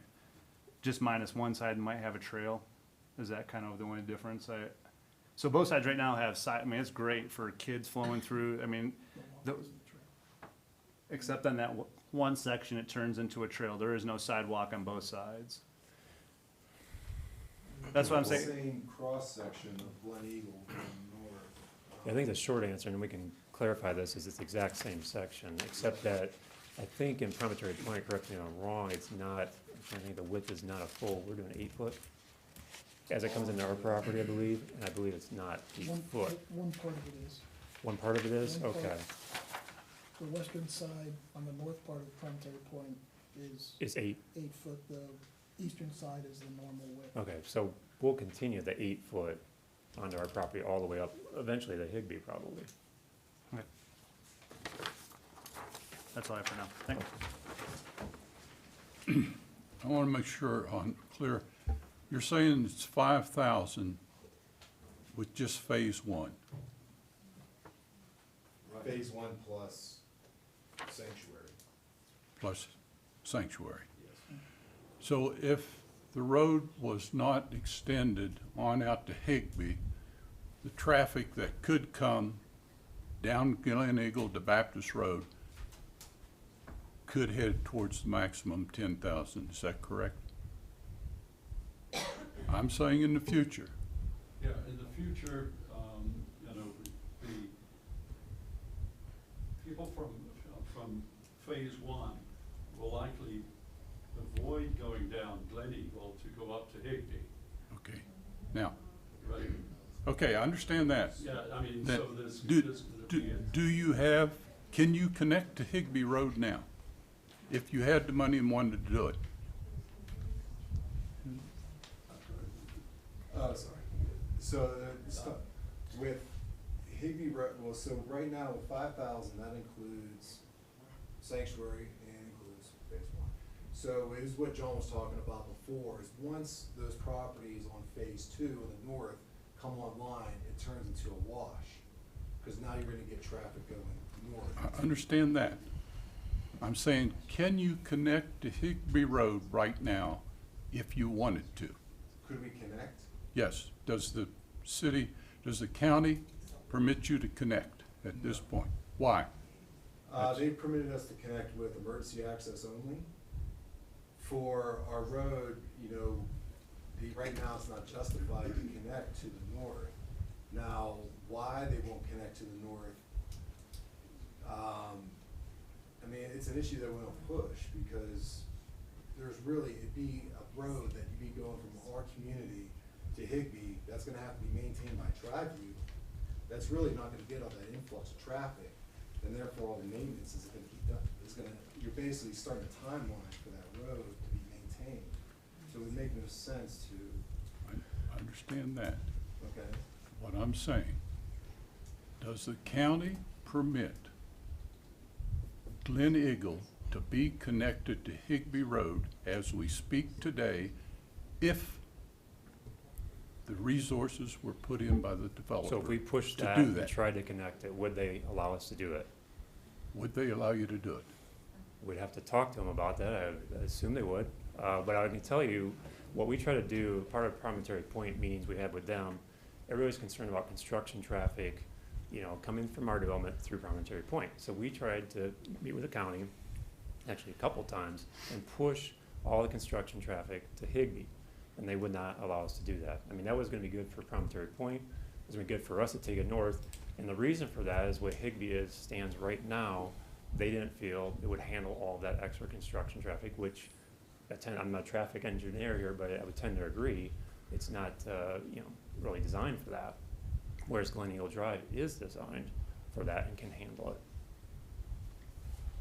Okay, You mind if so- I make a slight, just a slight adjustment? So the question, as I understand, maybe it's slightly different, or I have an adjustment to it. Is there anything that prohibits in the future, say we finish out phase 2, is there anything that prohibits right now building to Higbee? Is Higbee gonna support in the future? Do you wanna, I mean, is You're there any talking about is there any phase 1, phase indications? 2 Yeah, development? when two's done and, you know. When two's done, part of the county master plan is to have that connection to Higbee. okay. Absolutely. So, and then phase 2 is gonna spark that connection. So the county's expecting that in the future? Well, they're expecting that. I think it's safe to say that they haven't figured all that out and have it designed or anything like that, but eventually when all that happens, then that's when that would, put that into gear to get the intersections and Higbee Road improved if it needs to be to handle all of that. It's just that we're not there yet. So right now, the county's got to do some things to Higbee before Glen Eagle could be connected to Higbee. Is that what I That's understand? safe to say. That's- Okay. I would Yeah, say that's but safe to say. It's, I mean, what has to be done to Higbee, I don't think the county fully knows No. at this point. No, but I think, So, I mean, I guess we're not sure ourselves, if that's the question. Okay, then I'm gonna ask staff a question. Who's responsible to see that Higbee is fashioned so that Glen Eagle could connect to it? El Paso County Public Works. Who's responsible to work with El Paso County Public Works to see that happen? The town and Triview and developers. I will further add to a little bit of the discussion and say that the connection, not only from existing Glen Eagle all the way through Furrow, has been on the county's master transportation plan for a number of years. So it is planned for and anticipated. I agree that it is not allowed at this time because of the condition of Higbee Road. I also am not a traffic engineer, but I've sat in a number of meetings with the county engineer. And my understanding is that road is substandard, so to speak, and that's why they wouldn't allow anything beyond emergency at this time. Okay. So to our knowledge, El Paso County doesn't have any projects in place to bring Higbee up to a requirement. for connection. I don't know what their immediate plans are or what their capital improvement projects are for the next several years. So I couldn't say that definitively, no. Yeah, they really have no justification for improving at this time in terms of priorities. Yeah, But when it comes time for somebody to hook into it, it may be somebody to the west in that development east of Jackson Creek Parkway that gets there first. The first one there will have to work with other developers, the county, whatever funding sources they can find, maybe Triview, and make those improvements before the connection will be allowed.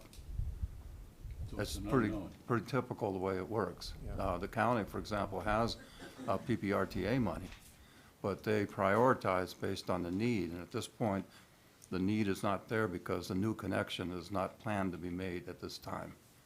Or warranted via the traffic study. Okay, got more. Okay, let me go through my notes here that I'd made because some of my questions have been asked, so I don't want to repeat that.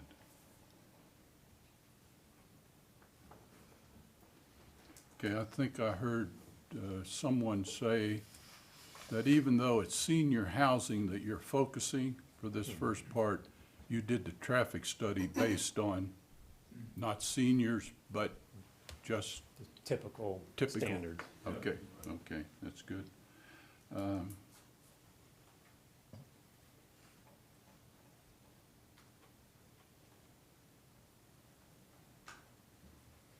Okay, that's, oh, no, wait. Let's see.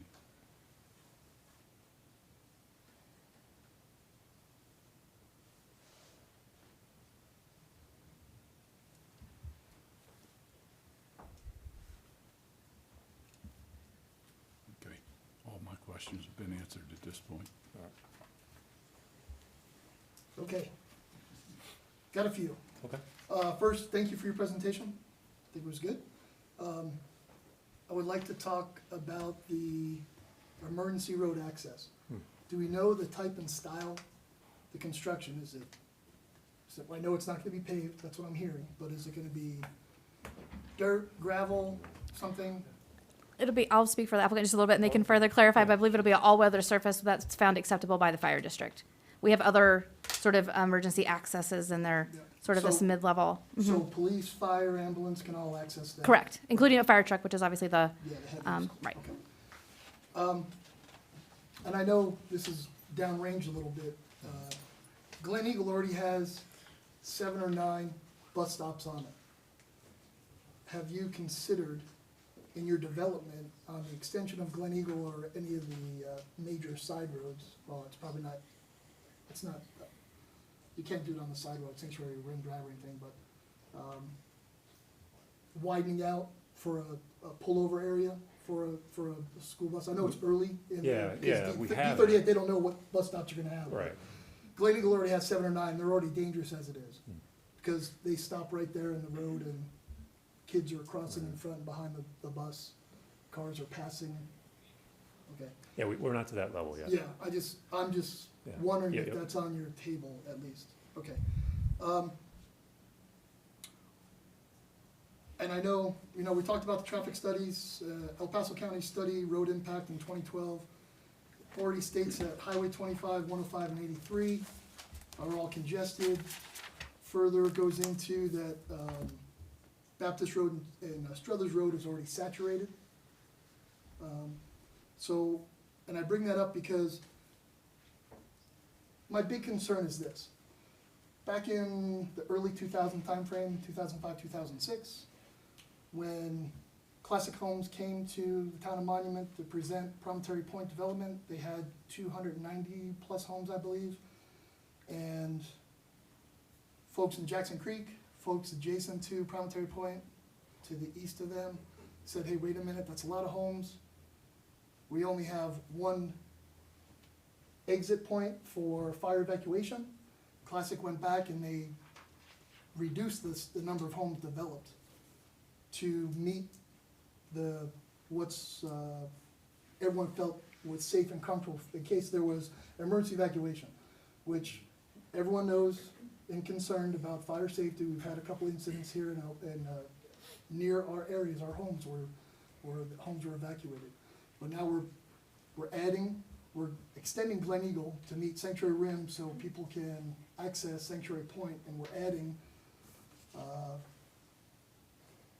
300 homes in this area that everyone's gonna flood down Glen Eagle onto Baptist to evacuate, because we know the fire's gonna come from the wooded areas above it. Jackson Creek already goes down to meet, some of the homes in Jackson Creek are going to access Glen Eagle as well. And I think that's my big concern about not having the road extended out as soon as possible to meet Higbee, and I know El Paso County's been a thorn about, they don't know how to develop Higbee and widen it, but I really feel that's the biggest obstacle and challenge here is 15 plus years ago, we reduced the number of homes for that safety reason, and now it seems like we're just jumping right back into adding more homes without having that same concern. So Jamie had that concern the first meeting that we had, and we went through that, and a couple things that made him feel better about it, because great concern, right? So down through this edge, and I'm gonna point to it through here, there, as I mentioned earlier, no openings or road connection through the whole way, and unfortunately, right? Because if there was, we would have, the developer had no problem connecting there. There's nothing. It wasn't planned 4 years ago when that was done, unfortunately. So if we would have connected there, I mean, he said, man, if we could have a connection right there, that would be awesome. At this location, if you can see where I'm pointing, That cul-de-sac, yeah. yep, there's that 20-foot wide easement we were talking about, we're putting a trail in. So it's not wide enough to, technically not wide enough. I mean, you could maybe do something in there to have that access in there. So that kind of didn't work. So what we ended, and we can't go across the mouse habitat and wetlands through here for emergency access. So what we did and what he was happy with, if you can barely see it on the plan, but right through here, connecting these two cul-de-sacs is emergency access that he wanted. So that if somehow this gets backed up, everybody can evacuate out through here and then go north to Higbee. So that, once we did that, he was comfortable with it. How is the emergency road access right now? How is that envisioned that it's gonna be blocked off except for emergency vehicles? And we haven't gotten to that point if we're gonna do Knox locks or anything on that access, most likely, Cause if needed, if needed for public emergency. right, and that's a great point that we need to bring up with Jamie and talk to him. Yeah, about and, what- you know, he did mention, again, we're not quite to that level of detail, but, you know, we will just meet whatever he wants, to make him comfortable.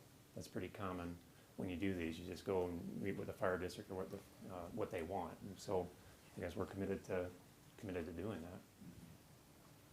And then, okay, you brought up about the connection to neighborhood trails, and you talked to the county, El Yeah. Paso County? I did. Mhm. Because right now, there's only 2 dedicated trails. One's Jackson Creek and the other one's Fox Run, I think.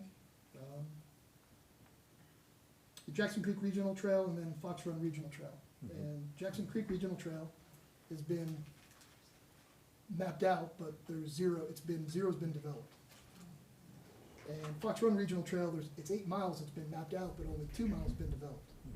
So I'm not sure if you're trying to connect it to one of those 2, or is this a new one that El Paso County is? Well, they just wanted the conversation with them, they just wanted to make sure that we provided trails within our community and connected overall. So I was mentioning the north-south along Glen Eagle, okay, that was great, yeah, north-south connection. Going west, we can connect all the way over and are willing to do that over to the school. I mean, that's basically what, I got the feedback, and we're doing that. So when I talk, because I've personally asked about the trails, and I've called El Paso County, and I've talked to some of the folks in the office, and they're like, yep, we have the trails, we know the names, we know where they're at, but we don't have the money to maintain them or Okay, to then develop them. probably not. That's why I'm asking, are you connecting to the 2 existing ones, or is this a new one that you're, Well, these are all new, yeah? these are all new. Okay. Madam Chairman, could I ask? Yeah. Back on the traffic study, does the current traffic study include all the homes in Sanctuary Point when it is completely built out, all 600 homes? Well, what we did, I reviewed the traffic study that was prepared for Sanctuary Point. So they had some numbers in there which I used to develop the numbers we put in. So I'm not sure, I think the Sanctuary Point was phased as well, is it? And I'm not sure if it included every home that could be built in. So you're not sure whether it's Point, just but the it did existing one. homes? Huh? You're not sure whether it's just the existing homes that have been approved and not necessarily the 230 homes that are left to be requested for approval? Yeah, I don't recall. I'm sorry, I don't have that report, but I did reference, the latest study with the numbers that they had that I incorporated. Well, correct me if I'm wrong, John, but you incorporated those numbers, again, in that report, into your report, so technically they would have been Yeah, so included. That was one of the last things we did with the. So I think the answer is they were included, It would have been for the entire Sanctuary Point, finished out. Yeah, all those 3 were the- phases, yes. With the whole 600 homes. Right, maximum. Anything further? Okay, I'm gonna start my questions with regards to, sewer, street maintenance, and those items, so with regards to Triview. You had mentioned that you had resurrected a metro district. So what I want to make certain as we're talking through this is because I believe the two metro districts both have the same name. So we have Triview Metro District, which is the one that is commonly understood to exist within the Town of Monument, or a portion of the Town of Monument. But then there is Triview District. What are you calling your resurrected district? So we're getting the nomenclature correct. It's Triview District number 3. Triview District number 3. All right. So with that resurrected separate government entity that is separate and distinct from the Triview Metro District that we all know, will there be, is it your intention to have a memorandum of understanding between the two for services, where the Triview that we currently know will provide services to this area, or will you be standing up an entirely separate district servicing force? You want someone answer that, or Jim? Yeah.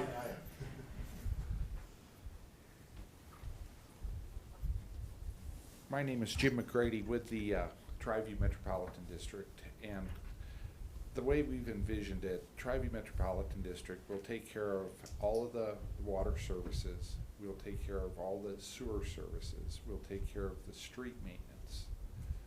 Okay, that's kind of in our wheelhouse, that's what we do.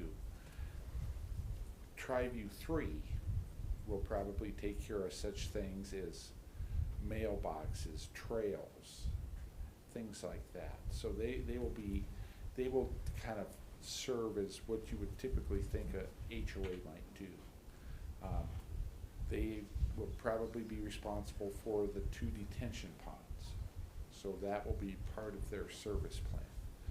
Obviously, we're here to, there's gonna be grass and road, things beside the road, such as trees and grass and things like that. I would envision that type of maintenance would be done by Triview 3. The other thing about having a metro district is one of the powers and one of the things that they can do is they can provide covenant enforcement. So basically, you can have a metro district that does covenant enforcement. So that's kind of a new power that metro districts have basically recently been granted, that they can do that type of thing. So that's kind of the way I envision this going, but by and large, we are going to provide the water, the sanitary sewer, the treatment, road maintenance, all that. And then the metro district will take on some of those other responsibilities. Okay, hang on one moment. Yeah, Can I ask you a question? yeah, go ahead, follow up. Jim, I got you here. It's great that you're here. Thank you, thank you. It's good to see you as always. Could you speak, just while you're standing at your podium, what has Triview done to prepare to handle the providing water service for this development? Yeah, that's a great question. Clearly, when you bring on 300 homes, we had to look very seriously at our ability to serve. And we basically determined that in the short term, obviously we're moving to a renewable water source. That's our goal. But in the short term, it's my opinion that given their speed of development, they're gonna have those homes up and running, people living in them, before we fully finish our renewable water plan. So what we're doing is we're drilling 2 wells, and the developer is committed to fund those 2 wells. Now, fortunately, when we served Sanctuary Rim, there was a pipeline that was built basically from St. Lawrence Way up to Sanctuary. As that pipeline was developed, there were basically parallel pipelines built that went to 2 well sites, or actually 1 well site that could have 2 wells drilled upon it. So up in Sanctuary Rim, there is a well site with pipes running up to it. All we have to do is drill those 2 wells. It'll be a Denver Basin well, it'll be an Arapahoe well. Those 2 wells will have sufficient capacity to serve these homes, these 300 homes. And like I say, the developer, through our negotiations, has agreed to give us the money to do this. So we're in the process right now, in anticipation of this development. We are permitting those wells. So hopefully by January, February, we'll be out there drilling those wells, and they'll be online by the time people start moving in. Okay, thank you. So that's how we're gonna deal with that. Thank you. Question for him too, if you don't mind. Go right ahead, sir. Mr. McGrady, your, the HR Green report that deals with sanitary sewer says that it's going to intersect the system at Saber Creek Drive That's correct. in Jackson Creek area. It says that there's an issue near the A plant during backwash runs. The downstream system will no longer have capacity and off-site upgrades will be required. Wondering how you're dealing with that? Okay, that's a good question as well. The problem is that you've got houses that have, basically in a wastewater system, you have two peaks. You have a peak in the morning when people are getting ready to go to work. You have a peak in the evening when everybody's getting home and cooking dinner and taking baths and getting kids ready to go to school the next day. So what we discovered is that if we were to backwash our filters during those exact same time as everybody either getting ready for work or getting home from work, there would be a bottleneck in a few sections of pipe. The original inclusion agreement suggested that the developer replace about $500,000 worth of pipes. As you well know, up in Tri-View, we've just spent a lot of money paving streets, so I'm not too motivated to go cut them up and run parallel pipes through our newly paved roads. So what we've discovered is that we can build a wash water holding tank on the A plant property, so that when we backwash our plants, that water will go into the tank. Once it's there, we can hold it, and we can time the release from that tank such that it doesn't interfere with the capacity of the pipes. With that said, there's a 310 foot stretch of pipe that basically goes through open space that we will have to parallel. The district, or not the district, but the district and the developer have agreed that the developer will fund the tank, the holding tank, and they will also fund that portion of pipe that has to be paralleled. So that's taken care of. And Where will the tank and the parallel pipe be located?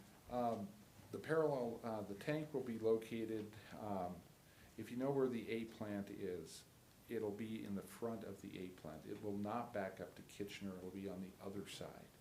And is that, what is, I always draw a blank on that. I think it's Oxbow. So it'll be facing Oxbow. It's basically between the street and the plant. That's where the tank will be. It's not very big, it's 15,000 gallons. But that's plenty to capture that wastewater, or that wash water. The pipeline that has to be replaced is actually in an open space that runs, there's a kind of a large detention pond off of Lion's Tail.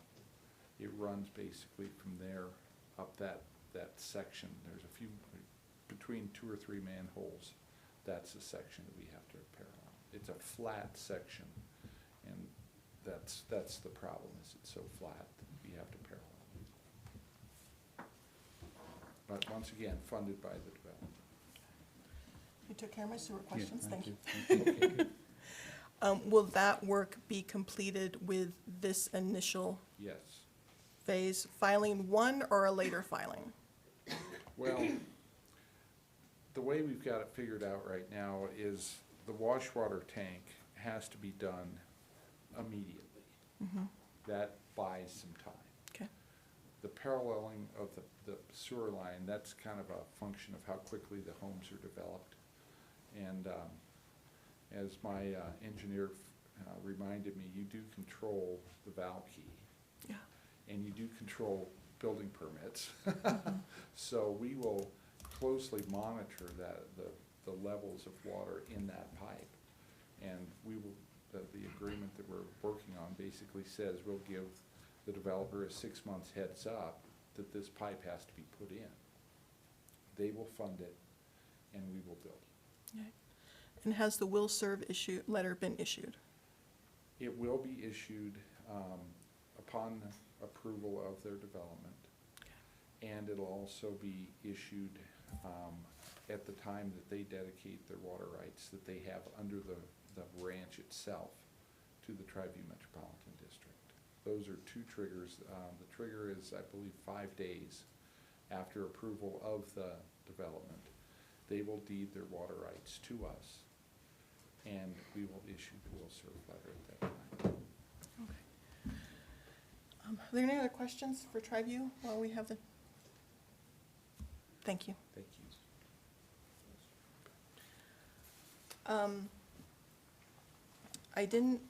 Where is your thoughts on where parks would exist? Will there be areas around the amenity center? What was your general thought with regards to that?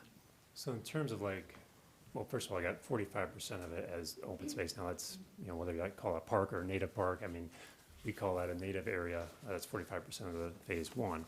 We don't have an actual like active park or playgrounds because of the buyers obviously don't need that. So we're more building trails and native areas, which they will use. So we don't have active parks in here at all. Yeah. Will the amenity center, will the courts there be open to the public? It'll be a private, correct me if I'm wrong, private facility just for the residents, not for outside of our property. You mentioned that as development proceeds, there will be the need for several temporary structures, detaining ponds and the like.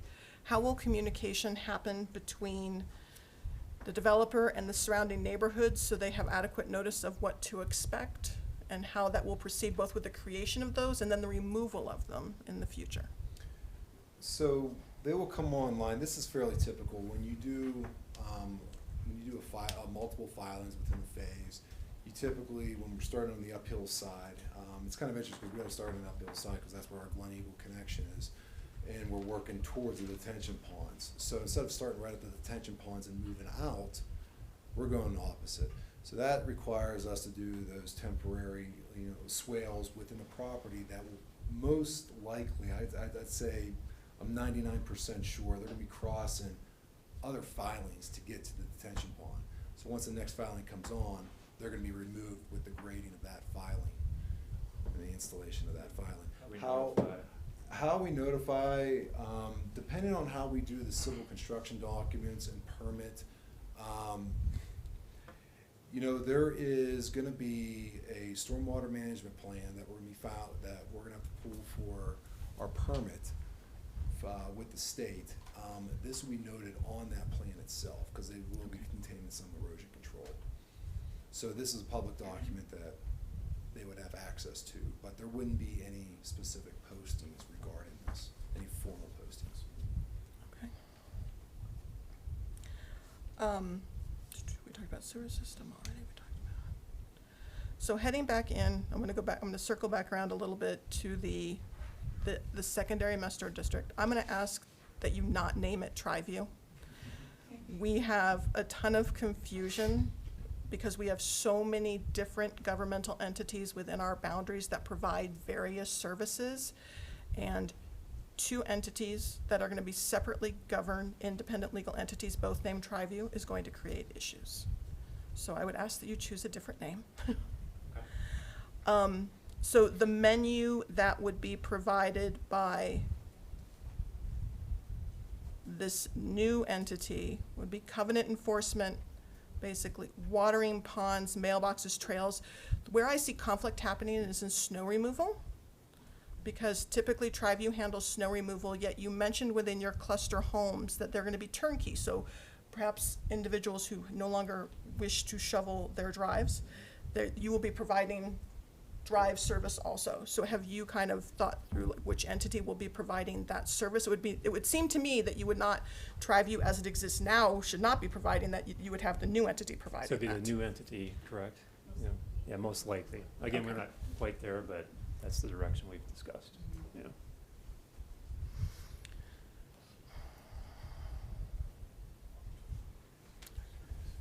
I'm going through all my notes, checking off what other people have already asked, because I don't want to duplicate what they have already asked.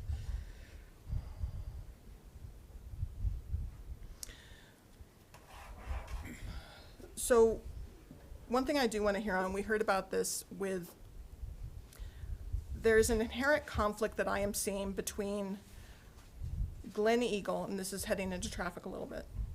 Glen Eagle, as it exists now, has a certain classification to it based upon the number of lanes and the width of the road. That doesn't seem to me to take into effect the realities of the road as constructed, which has those blind spots on it. As we discussed, the blind spots are there. And the key is, how do we reconcile what exists in the roadway, how the roadway is used, with what puts it in conflict, which is that classification. So the classification allows for a certain number of trips, and it allows for a certain level of usage with these A, B, C grading points. That system is inherently in conflict with the road as it currently exists.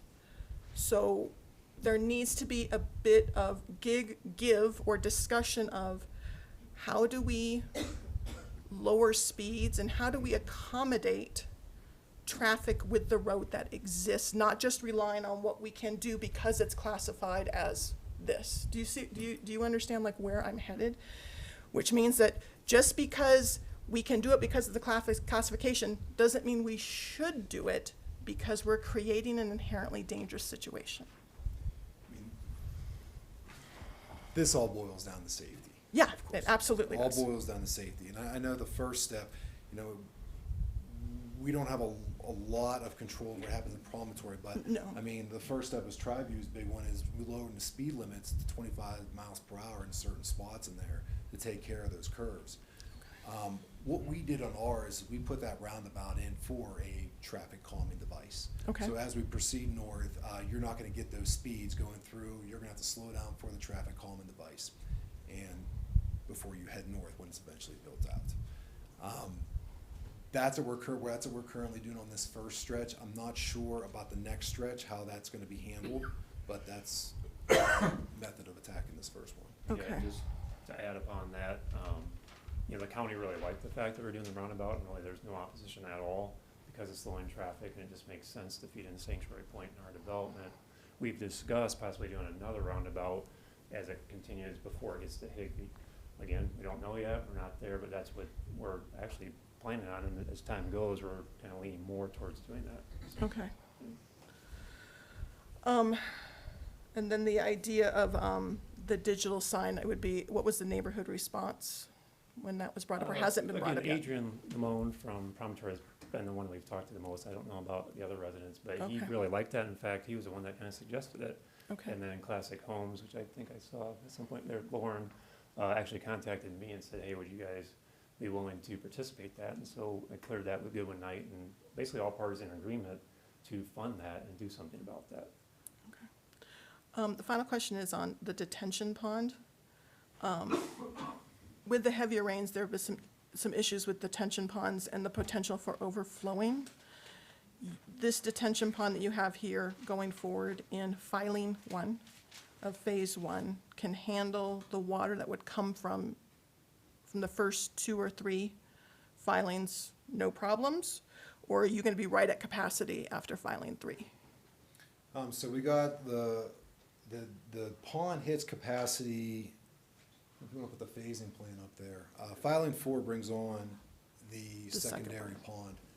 So the way we have it worked out with filing 1, and we know we're fully aware of the flooding that's going on that south property line. Yeah, So once we develop Glen Eagle Drive, we're gonna be putting inlets in on that road, to capture a chunk of that water, and also we're gonna convey that water upstream, that's from Sanctuary Point, across Glen Eagle, and we're gonna get it to that channelized area, between these two communities in that corridor, that open corridor that runs along the south property line. So. and what kind of boundaries are you gonna be, because that's gonna take a lot of water coming through. So what is it gonna be cement sides, or because you mentioned like a natural meandering. How are the sides gonna be contained for that channel? So there is a lot of water on the upstream side. We're roughly about, 35 cubic feet a second. On the downstream side of the pond, we're about 130 cubic feet a second. Okay. So the cross-section of the pond is gonna expand out as it proceeds to the west. People do concrete lined, channels. It turns into a maintenance nightmare. And it's unsightly. We want to make it more of an amenity. And like one of the things we do as a company, we do natural stream design and stream restoration. So we have a geomorphologist on our staff, and what we do is we take basically, just to go a little technical on this. That's fine. When we're running with our flows, we measure the stresses at each corner of the embankment as it proceeds up the slope. Okay. And then we have certain procedures or certain materials we put in at areas on the embankment to make sure it handles those flows based on the soil conditions that are out there. So we take in consideration the soil conditions. I would anticipate seeing, you're gonna see rock, possibly some riprap. We're gonna slow water down. We're gonna have maybe 18-inch drops, like boulder drops, Okay. something to that effect, where I think of it as like cascading from the east to the west. And our whole meander is to cut down on the velocity. As we do that, we slow the flow down, we less erosion, and the channel can take those additional flows. But we understand that there is, and to go beyond that, there is a factor of safety and a freeboard that we add on to these 35 to 135 CFS flows. Those are the 100-year chance flows, but we also have a factor of safety, another foot of freeboard that we add on top of that. So when there's flows above that, we can take that. So we can handle the larger. So it can handle the larger flows. Okay. And then once you get down to the pond, we have a factor of safety in the pond itself, so it can handle more flows. But then we also look at the conveyance downstream. If it overtops, is there conveyance downstream to get it So to it- Jackson Creek ultimately? Okay, so it's not overrunning through people's lots? No, Okay, that's that- gross. The main, because sometimes it can happen. Sometimes, it can- and I'm not saying that there can be a 500-year storm, and there could be water that does overtop, but we're gonna take the majority, we're gonna take the 100-year storm, the 0.1% chance storm. 500 is unlikely. We haven't seen that in a long time, but Okay, 100 years are becoming quite common. okay. They are, and that's my concern, is that it could handle that without an issue. Would there be opposition to a condition saying that in order to have this approval, you would agree to amend the sketch plan to guarantee that the areas to the north would have the larger lot sizes that you've talked about today? I think we wouldn't be opposed to amending the sketch plan. Guarantee is a strong word, I apologize. As I think the attorney next to me would elbow me if I said yes to guarantee at all. But we are going to amend the sketch plan. It would be back in front of you guys, it would be back in front of Board of Trustees before we could go on with another preliminary final plan for anything in the northern section. So there would be a pretty long. I'm sorry, I didn't hear the second part. For anything in which section? The northern section, phase 2 and above, essentially. We would have to amend the sketch plan to go beyond where we're at right now. But my concern is that you have said that you plan to go, thank you, I'll wait to. Just so everybody knows, we actually have two screens here in front of us, one with what you're seeing on these screens, we have them right in front of us. So as long as it looks like we're looking down, we're actually seeing what's on the screens up here. So in the area to the north, you have said you're going to be doing multi-acre lots, and that in order to do those multi-acre lots, that you would be amending the sketch plan. My question is when? When we would be amending the sketch plan, I would say probably 18 months to 2 years. We gotta build through first phase first. We would wanna be teeing ourselves up to start development sometime after that, but, it would have to be a larger discussion outside of this room within our company for what we can and cannot guarantee. Again, it's something that I can't sit here today and tell you that we can guarantee anything. So, yeah, we have to amend it, but other than that. Okay. All right, does any of the commissioners have any further questions before I open it up for public comment? I do. This Okay, is go more ahead. for the town. The 2 access points for safety. I'm concerned where majority of the 2 access points are in the minority of the community. The majority of the lots are to the west of the 2 access points. And I don't know how we could do a note or put something in the books, like, because back in 2000, when Sanctuary Point was getting, not Sanctuary Point, Jackson Creek was getting built, if there would have been a buffer where they could connect, it just, is there a way we can be proactive on this? Because 2004, we weren't thinking about this, so fast forward 15 years and there's a big tree that falls on lot, I don't know, let's say, it could potentially stop up 70% of the houses to those 2 access points. I guess, is there anything on the books as far as perimeter building to make sure that there is continuity with the flow of streets? I will say our current standards in regards to connectivity requirements are extremely minimal. It's that 2 access points for 25 lots, something like that, and that's sort of where it ends. I'm certainly hoping with improving the subdivision ordinance, right, one of the things staff will be asking for will be for a much better connectivity requirement. Obviously, that probably won't solve every potential issue, right, when there's things like topography and things like that, but will be the most common way to fix that problem, would be through some additional connectivity requirements.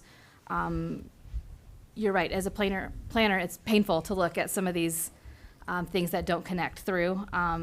That was probably short-sighted in the past.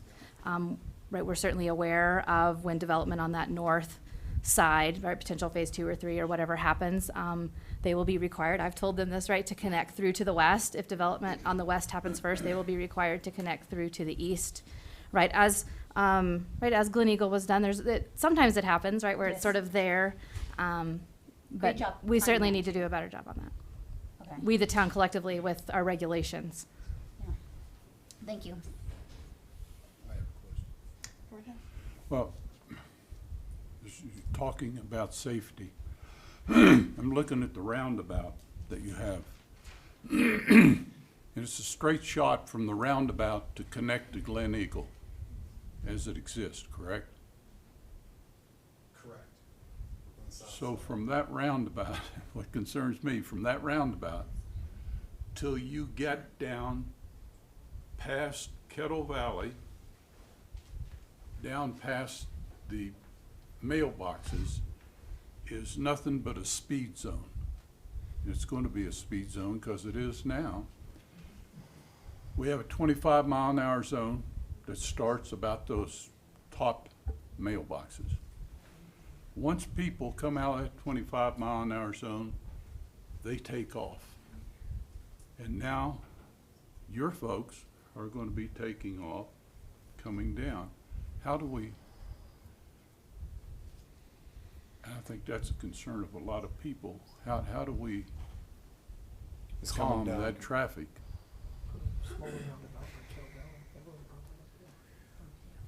So, I mean,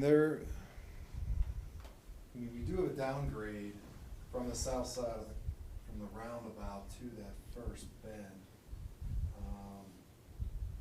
A few hundred feet.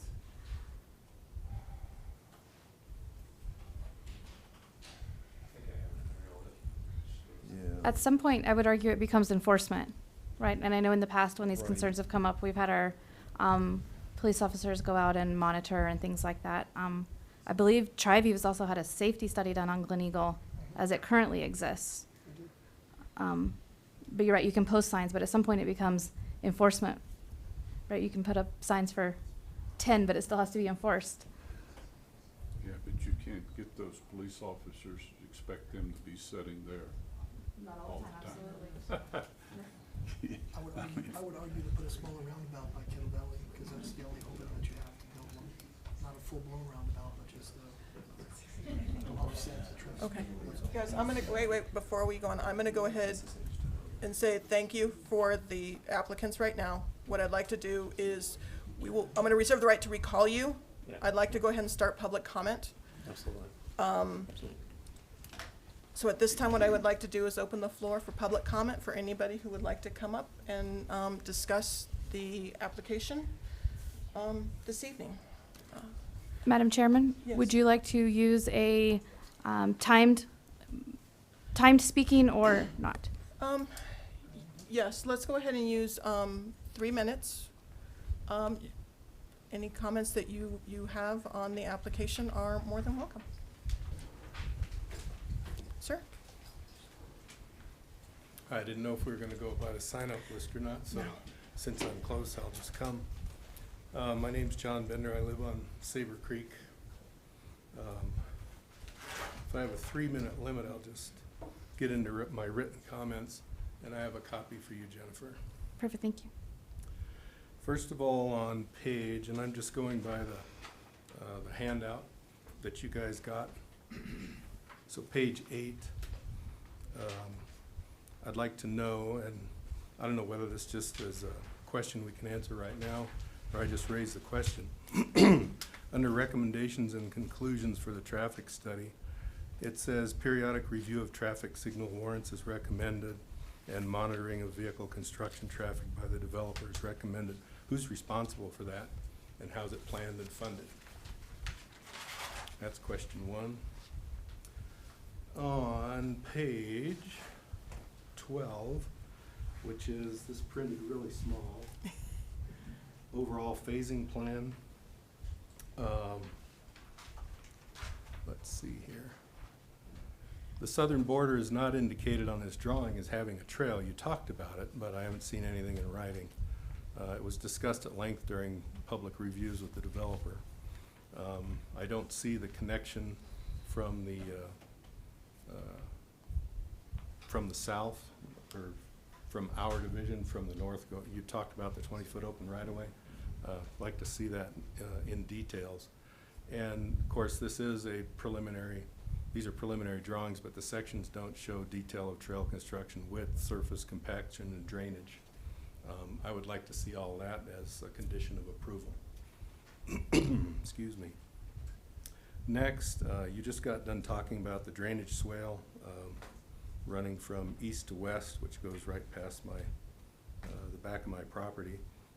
I am concerned about grade control structures and flow control. I'd like to see more details about that, but you've discussed it, and that's probably all we can do tonight. It's a big concern. Next is page 15. Let's see here. Oh, the water main loop. There's a water main loop that's designated underneath that drainage structure. I don't know how timing and construction, you can do both of those, because we've said they both need to be done first. So that's just a construction question. On page 16, there's a typical fiberglass light. That does not meet existing town dark skies requirements. The pole height is too high, and the photometrics for that typical is way too wide. I would like to see 10-foot poles maximum with dark skies compliant, 100% cutoff fixtures. That would fit. On page 17.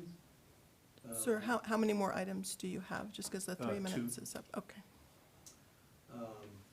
This is a landscape plan.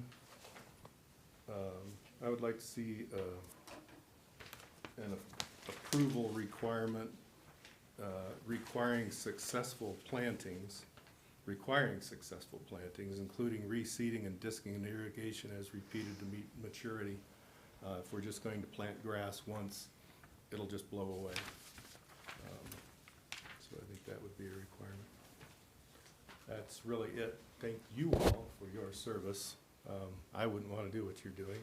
And thank you all for your interactive attention. Thank you. Is there anybody else who would like to come forward and speak?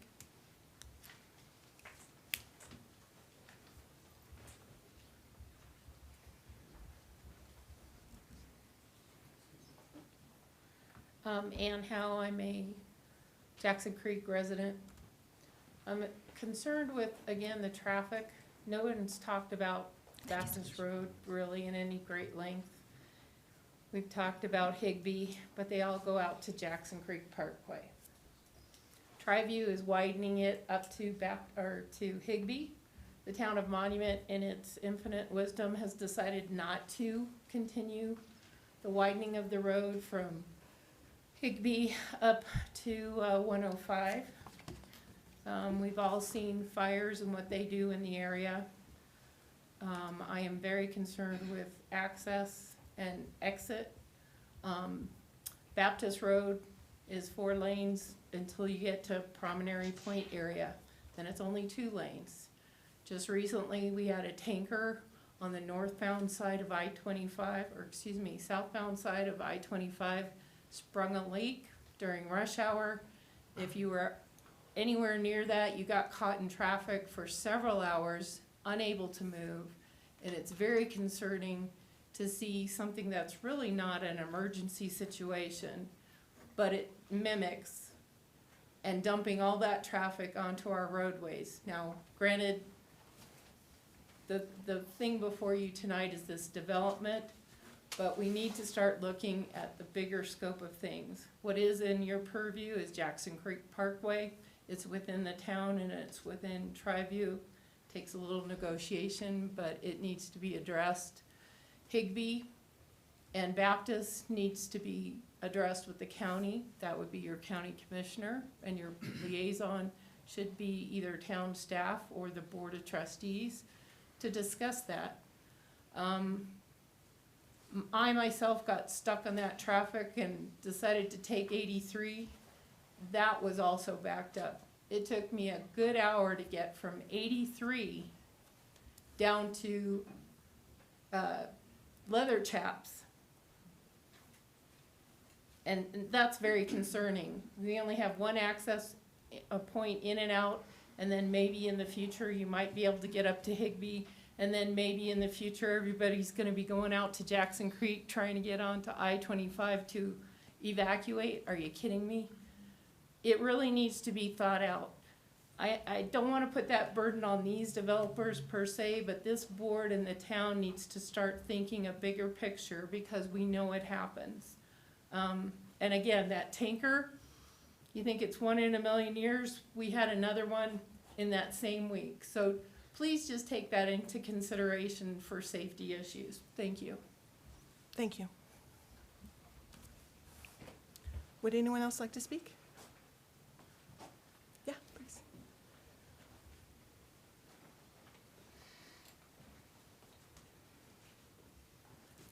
Thank you very much. My name is Darren Ernest. I'm a resident of Promontory Point. And my 2 points, I guess, are requests for consideration, both related to traffic, again. That's my biggest concern. I know we have a traffic study that was done, and I may have missed this, but it seems to me that we are expecting theoretically that some people will go north to Higbee, some people will go south to Baptist Road via Glen Eagle. But I can't imagine that that would be a wash at all. I think the vast majority will be going south through Promontory Point to get to Baptist Road. Baptist Road provides access to the freeway and to shopping, which obviously Higbee at this point does not. So that's point number 1, I guess. And secondly, just a point of clarification, I guess. My understanding as we've talked tonight is that Higbee Road is not currently set up to be able to support construction traffic. That's correct? That's my understanding, right? And so even if we had a road that went from the roundabout north to Higbee Road, construction traffic could not still come up Higbee and get into there.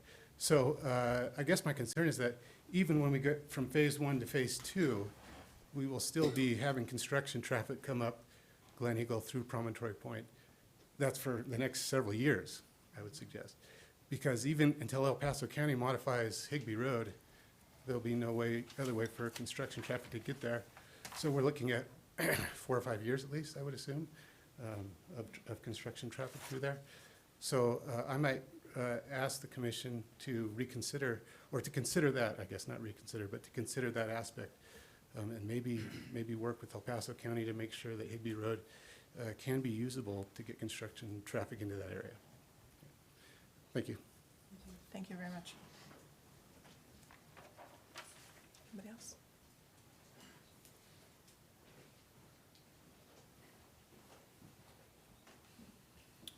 All right, good evening. So I'm Jeff Stratton. I live in Higby Estates. And just want to start off and tell you guys I definitely appreciate your efforts to reduce density and the respect for the property up there.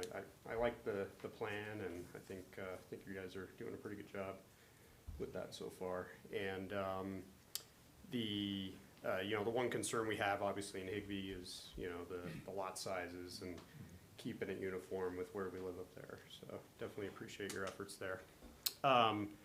The one thing that did concern me was you kept mentioning the term age targeted, and I think that was brought up by Mr. Dick here as well. So is the plan to, is it going to be in the covenants or whatever that it's 55 and older, or is it just going to be, if a family that's 35 with 4 kids moves in, they're going to be allowed to live there?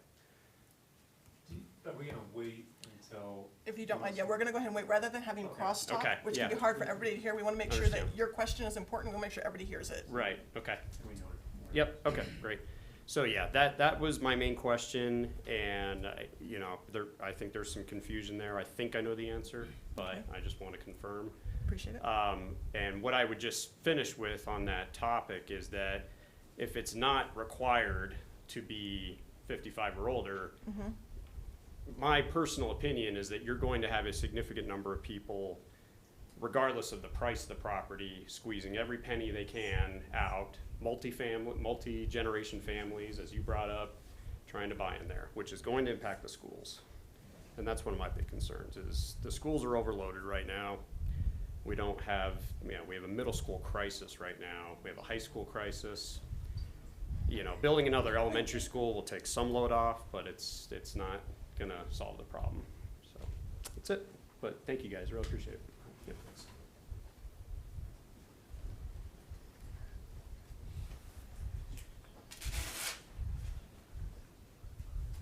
Everybody suddenly got so quiet. Ma'am, yes.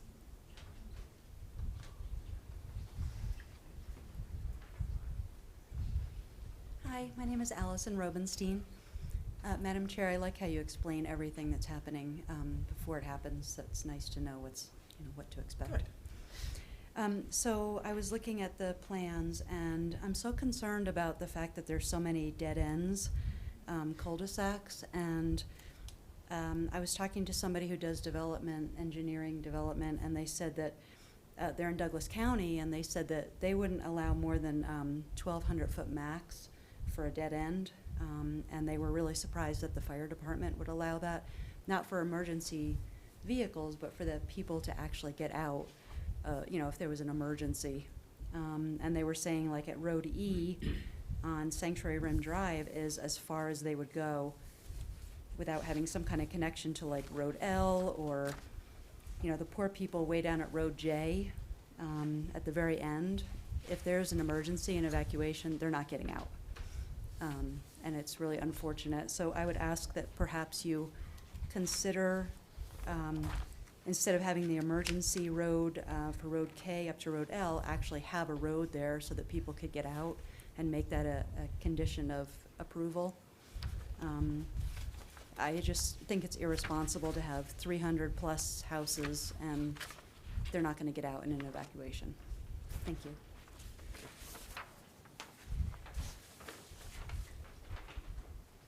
Thank you. Would anybody else like to come forward?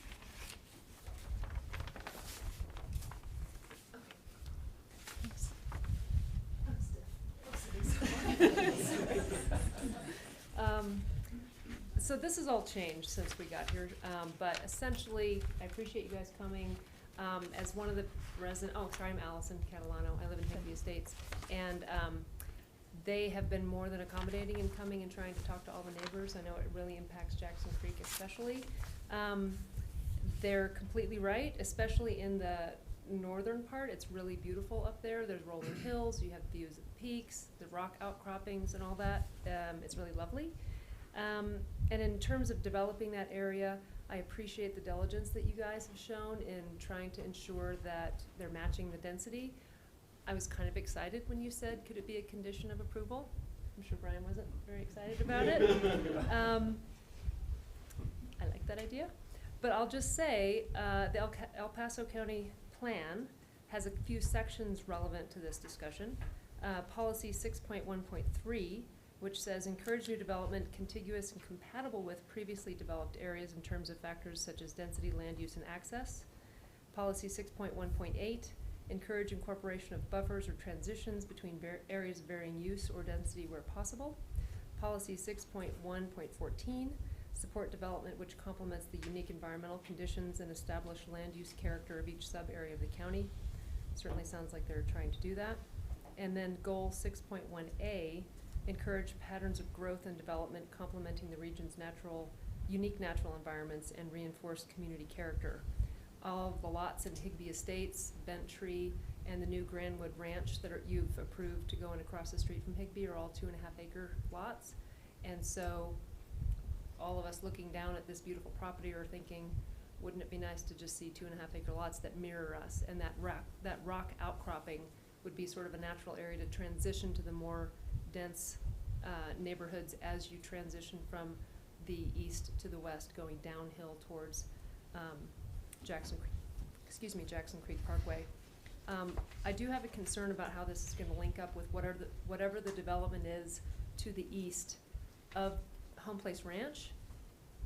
So Home Place Ranch to Jackson Creek Parkway. And we've had a lot of talk about connectivity and how the trails connect. These guys have done an amazing job trying to put trails in. I'm not sure how Sanctuary Point got approved with basically no trails, but that was a different time, and I appreciate all the new board members here really focusing on that. And just in the last 20 seconds, I will raise a concern that a lot of us have about connections to Higbee Road. Higbee Road, as many of you know, has that blind curve. It's icy. Lots of high school students drive on that road. And I'm pleased to hear that they're looking at trying to move that intersection further to the west, perhaps joining up with Fairplay, which would make sense because it's a natural intersection there. And I just want you to keep that on your radar as these plans go forward. Higbee Road is not capable of handling an intersection at Colonial Park Drive, for example. Thank you. May I ask one question before you return to your seat? You were mentioning several different sections. Which document or which plan, the El Paso County, like what is the detailed document that you were referring to? So I got that from one of your filings in 2008. And somebody had brought that to you guys and said, this is the El Paso County plan, master plan, comprehensive plan, some sort of a plan. And I cut and pasted it. Okay. I know several of you are new, so that might be something the planners are familiar with, I don't know. I'm happy to go back and find the exact thing that I found it from and email it to you if you'd like. That would be perfect. Just so that you can reference that for future. Yeah, I know a lot of effort went into the comprehensive plan for the town of Monument. It did, and several of these things were mentioned. Exactly. And that's why I was wondering if you were lifting it from our town comprehensive plan or from the El Paso County plan. Okay. Exactly. So hopefully they'll take that into consideration as well. Very well. So appreciate your time. Thank you. Thank you.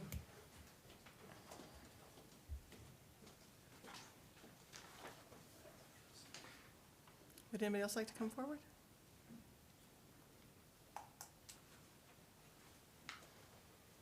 Last call for right now, yeah? Okay, seeing no one else who wishes to come forward and speak, I'm going to close the public comment hearing at this time. I would like to. Do you want me to answer some of those questions? Yes, I'd like to recall the applicant for further questions. Okay, so we'll give this a shot. I was taking a lot of notes here. Greg can help me, and the developer, and John. Actually, just. Oh, yep, go ahead. What I'd like to go ahead and do is, if you could, as you're going through, what I'd like to do is be able to kind of keep track of how you are answering the questions in what order, so we can make sure that all the issues are addressed, and then we can separately address issues that might be more appropriately directed towards staff as we go through this process, okay? All right, we'll go Thank one you. by one. I'll try to go in order of what Thank you. I was hearing, and we'll go from there. First one, I believe Greg or John's gonna have to address on the signalization, and how it's gonna be monitored in the future, I believe is the question.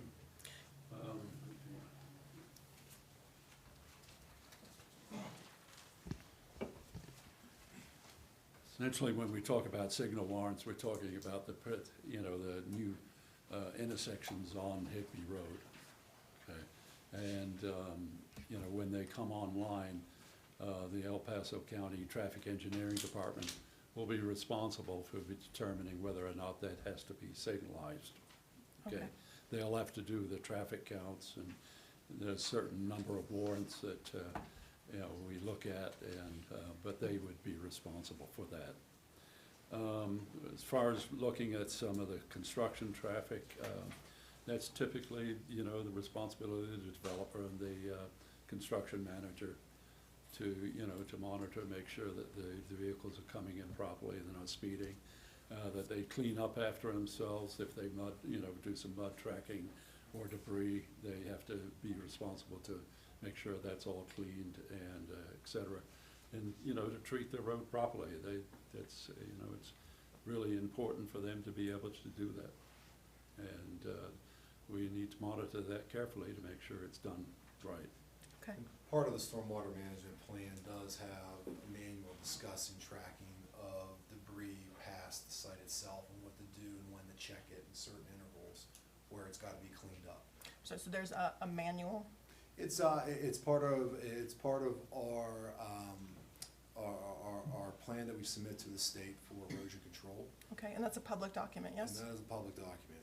So, and that comes with a manual a manual that's created by us that discusses sweep-in intervals and cleanup, and protection rock control pads for vehicles entering sites, so it knocks dirt off their wheels. Pulling those in is not something that is, I think pulling state level documents is not something that's commonly done.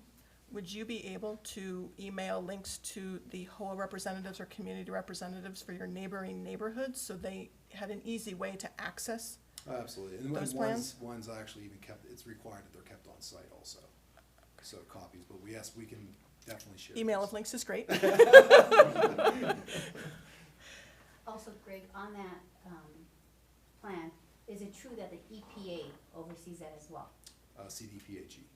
Who's that? Colorado Department of Public Health, who is the Colorado's arm of the EPA. There's big findings there too. Yeah. Okay. Then I have the next question being about the trail on the southern border, and then that kind of coincides with the water that's gonna be moving along the southern border. Yeah, and a couple things with that, and I think part of that too is wanting to see details of construction. And I And- understand, and if you can say this will be addressed specifically here and just give us general, Yeah, and we Thoughts don't now? need to go through all the detail, but that will be addressed in the next step. We will give all the construction documents on the details of the trails. It's just we're not at that point yet. Okay? is the concept that there will be a trail adjacent to the path, the water as it moves Yes. down south? Yes, Okay. now, one of the things that, in fact, I can point up here, is as it goes west, we have more water, as Greg was explaining. So Right. we have a challenge to work that out, okay? So what we've committed to so far is to take that trail from the Glen Eagle extension there down to about in here and then go through the development. We're pretty confident we can do that at a minimum. Whether or not we can go further west, we just don't know until we get further into the details of it. I mean, we will try. I mean, that was the request of Jackson Creek, to have that trail all the way. It's just that I think it's not that easy, so we're gonna have to work through the details of that. I think the main thing that we'll be looking for, to, so there's no surprise, is how will that then link through your land into the neighboring Right. parties, Right. is a question you're going to get. Sure. And then the design of the trail and the grade control structures, that all come during our Mhm. civil permit drawings. And then next was the water loop underneath the drainage structures. So grade control and flow control. Right, so, with the water looping, so we worked with Tribu's engineer and came up with a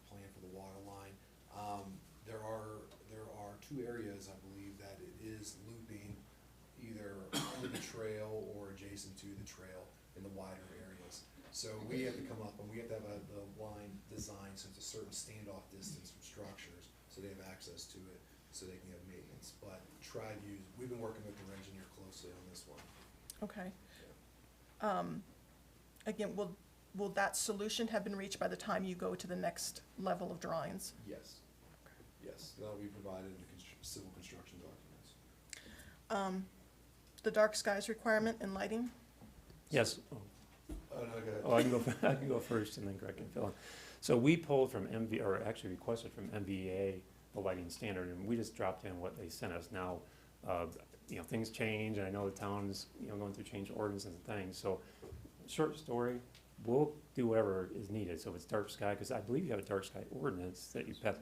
So It's- whatever it is, we'll do it. Okay, How's that? so dark skies is within our comprehensive Yes. plan, and that is a standard that Yep. we're looking to achieve. Right. Okay. What's included actually does meet our requirement. We would like, so in looking at the dark skies requirement, maybe a bit more restrictive, that being the goal, is to For, make sure for this that, proposal or for, no, for when they go into more detail, What, the construction drawing? that we look at lighting. Yeah, they're pretty close to what it takes for a contractor to bid a project. A lot more detail than you're seeing here. Yeah. but not in relation to. Yeah, the lights have to be approved through MVEA, right, who's installs them. And this design is actually included in, our ordinances as an approved design, and as well as the height. And so they don't function the way they look like they would function in terms of where the light actually goes. So the but- light is downcast, That's has a correct. limited span. Yes. Yes, and it'll be required to meet our standard. I think that's what they're saying, is they'll do whatever, but what was proposed actually does. But if that changes with MVEA specifications or something like that, it would still be required to meet our standards as well as theirs, as well as TriView, so. And just to add to that, this is a detail that we got from MVEA email to us for this project. I think to be compliant with the surrounding neighborhoods, you're gonna be looking at something a bit lower that's going to have more enforcement of those dark skies, especially because you're gonna be tracking down the hill and the people, everybody's gonna have a view to the person right below them. And we wanna make sure that there aren't glaring lights that are gonna obstruct the night view of the mountains, which is the main selling point for our area. Yep. is We have the beauty of right there, we have the mountains and we have trees, and that's one of the inherent beautiful pieces of our Sure. of our neighborhood. Next I had on the landscape plan, the reseeding of the native areas and the maintenance or assurance on those. A great point, I think you may have left, but, great point. That's, where again, we're not quite there, but he brings up a valid point. You see a lot of that done around the country and in Colorado where it's thrown down and then everybody washes their hands and it turns into weeds. So we're gonna have to work through that, to give you some assurances to make people, because we want that too, because this type of buyer does not like weeds. They want everything perfect and manicured, so we're gonna be watching that very closely. And I think, Jennifer, if you can address the bonding mechanism that exists for landscaping to be maintained. Right, so a subdivision improvement agreement would be required. They would be putting up a surety, right, a financial guarantee for the landscaping, from its initial acceptance for a year. Standard required across all development within the town. And so what that means is financially, they have money waiting with the city, that you go out, That's right, if it, you make sure that the Yep. landscaping is still alive, Mhm. that it's still meeting the initial plan as submitted, Mhm. and only upon that certification is that money released back. correct. And even beyond the release of the money, they're still required to meet the plans. So we just don't, it's just by a different mechanism. Okay, and that mechanism would be through, Enforcement of some type? okay, moving on, and this actually I think is not actually a question for the applicant. Yeah, This next item I think is a really good one. And it deals with town emergency plan and how we would coordinate with El Paso County, because our major arteries heading out of town aren't ours. We don't control Baptist, we don't control 105, and we don't control Higbee. And yet when we look at the evacuation of our populace, those are how we get out. I think you bring up a very good point, and the question is, how do we coordinate and evaluate our ability to evacuate by sitting down with the county? And how would we start to affect that, or how can we forward that request to the Board of Trustees, that perhaps a subcommittee be developed to not only evaluate where we stand now, and if we have the capacity to evacuate, but where will we stand over the next 5 to 10 years as we build out, and can we still evacuate? And I think it's a good point, and what is your recommendation on how we can move that forward? There's already an effort underway. Okay, can you tell me a little bit more, because I don't know anything about it. It's in the early stages. They've got some staff members from various agencies meeting Okay. to begin to develop the emergency management plan. Okay. And is the county leading that effort? No, at this point, the town is. With the fire district, they're gonna be our primary point of contact on emergency requirements, as well as our police department. And are those, is there any portion of our town website, or is there any portion of what we're doing where we can see developments on that, or know when meetings are happening, or anything like that, to facilitate public involvement that you know of? I'm not a part of that committee, so I don't know any answers about that. I don't know if Larry I'm does. sure there could very well be public outreach.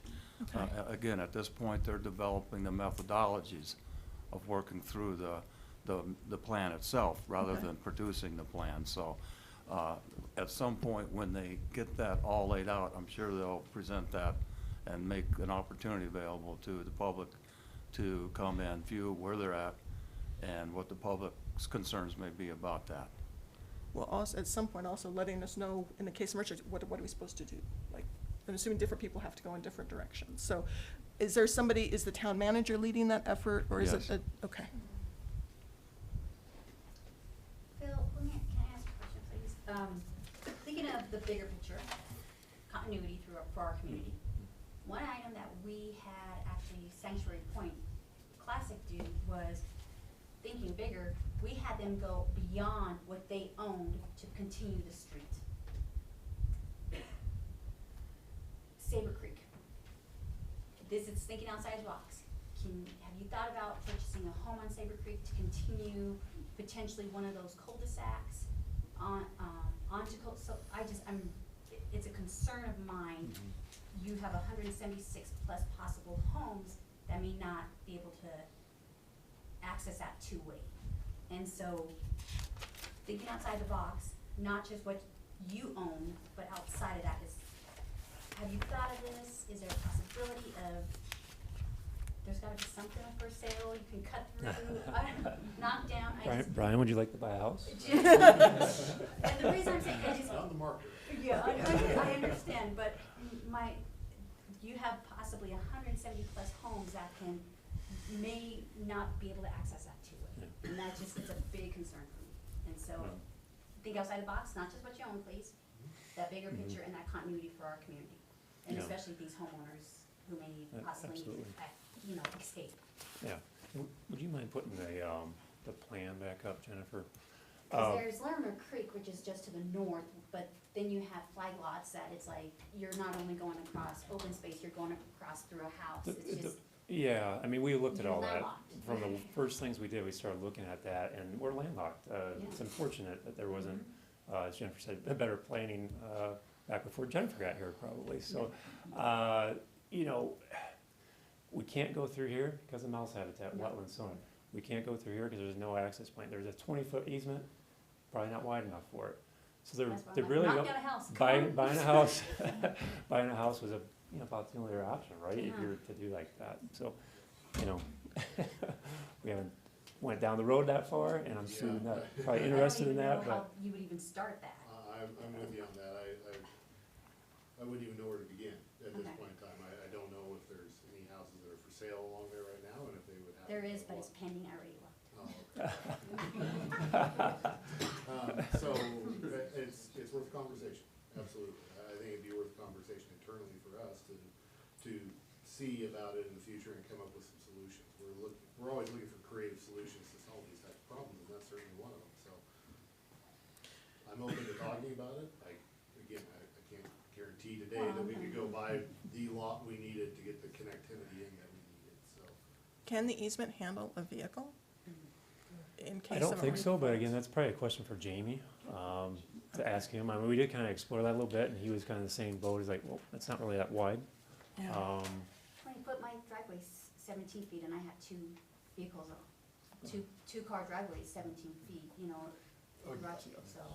Agreed. We're struggling with another issue. We have a 48-inch pipe that goes through there. Underneath? That's underneath that easement that's open on our property and then ties into the storm sewer So system. that's why the easement's there. That's why the easement's That's there, why there's- and that's why where there's future connections for utilities, so, it would, I mean, say, because we've been going back and forth with Tri-View, just trying to squeeze 3 utilities in there, we have to be creative to get 3 utilities in there to fit in that small easement. So you're adding a road on top of that, I mean, it would take some discussions and. Or I'm not thinking even just a road, I'm just thinking like emergency. Yeah, it's an interesting point, emergency access, something, agreed, it would be, it'd be a The challenge. concern is, Okay. the Massey back concern in this specific area is house-to-house fire? Is that what like, what kind of a scenario we're gonna mass it? I'm just. My concern is just access to that 2-point access area. It's, for whatever, say there's if 15 years from now, there's a big tree and it falls across lot from 167 to lot 4. What do you get out this way? No, that's just, That's the second, exit. this, in 15 years, this is gonna be overgrown. Nobody's even gonna notice it exists. Is that separate exit that you have? That's an emergency. The emergency exit, Potential. is that a permanent feature? Yes, that's an all-weather access. Is it, what's the material though? Because in 15 years, reed's gonna grow through it. Is it gonna be, you know, It'll need maintained, yeah. yes, it'll need maintained, it's Some gonna be an kind of road all-weather base. surface similar. Some kind of road base probably, right? A road base, absolutely, so, but that's probably something that will be something that we'll need to maintain. Could you possibly do that on that 20-foot easement to the south? So, just talking to the developer, Brian, he said, let's go back to the fire district, go back to Yeah. Jamie and have this conversation, okay? I think that's a good We can idea. do that. Please. Thank Sure. you. Thank you. The next question that came up was about Higbee Road again. I think, and this is, I'm addressing this one to staff, is there a link on our website to the El Paso County, I believe this is covered in the master traffic plan?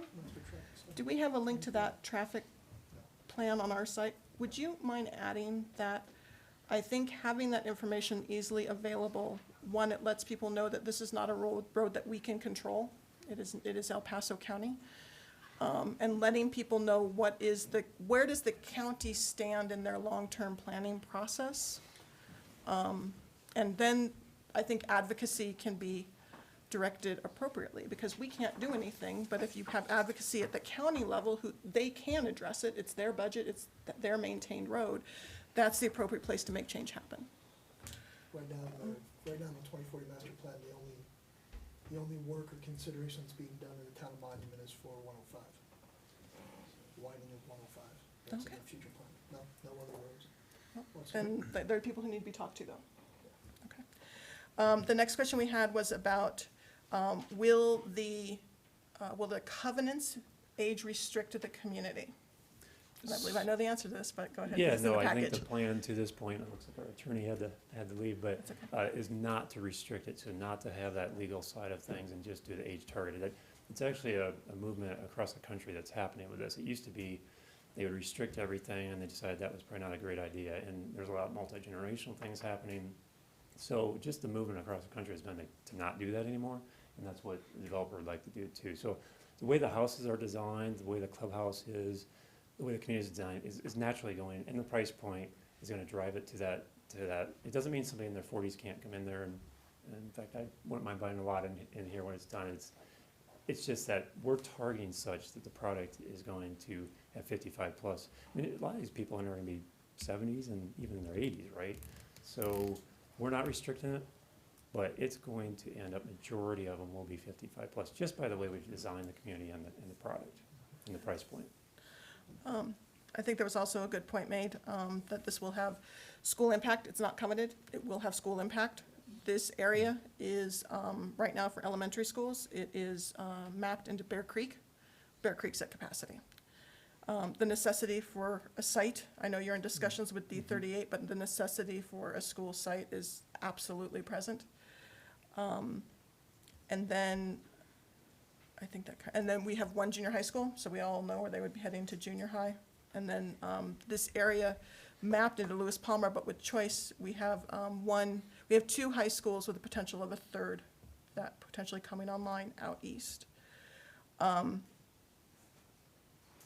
I think that covers the question on covenants. The answer is no.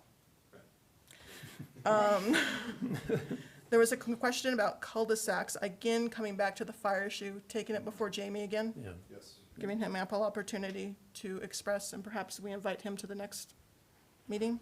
That would be appreciated. He can address those I did invite questions. him to the meeting tonight, and unfortunately, he had another commitment. Okay. But he said he would be happy to attend the board meeting. I let him know about that date. Perfect. So- So the board can have the fire, he'll be, Just a quick clarification. Sure. This is the house, like fire sweeping east to west, that is, kind of trapping you. that is my thought, is that if you have a fire coming from through Fox Run, where all the wood, basically where all the trees are, Let's just take the last fire, it was how do these folks, when it can move fast, how do they get out? When essentially they have to move forward toward the fire to come back around and leave.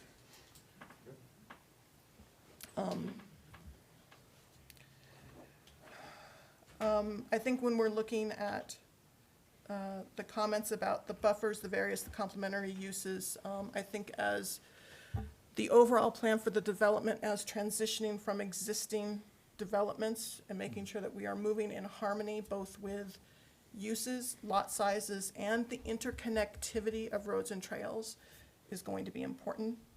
And you will be getting very direct questions from me on all of those issues when you go to the next stage, when we look at more detailed documents. Okay. So no surprises there. All right. I don't know about the rocky outcropping. I don't know about those natural things. You can address that when we go to a bit more of the specifics as we, if it moves farther north. And with that, I do think that we've covered anything that was brought up during public comment.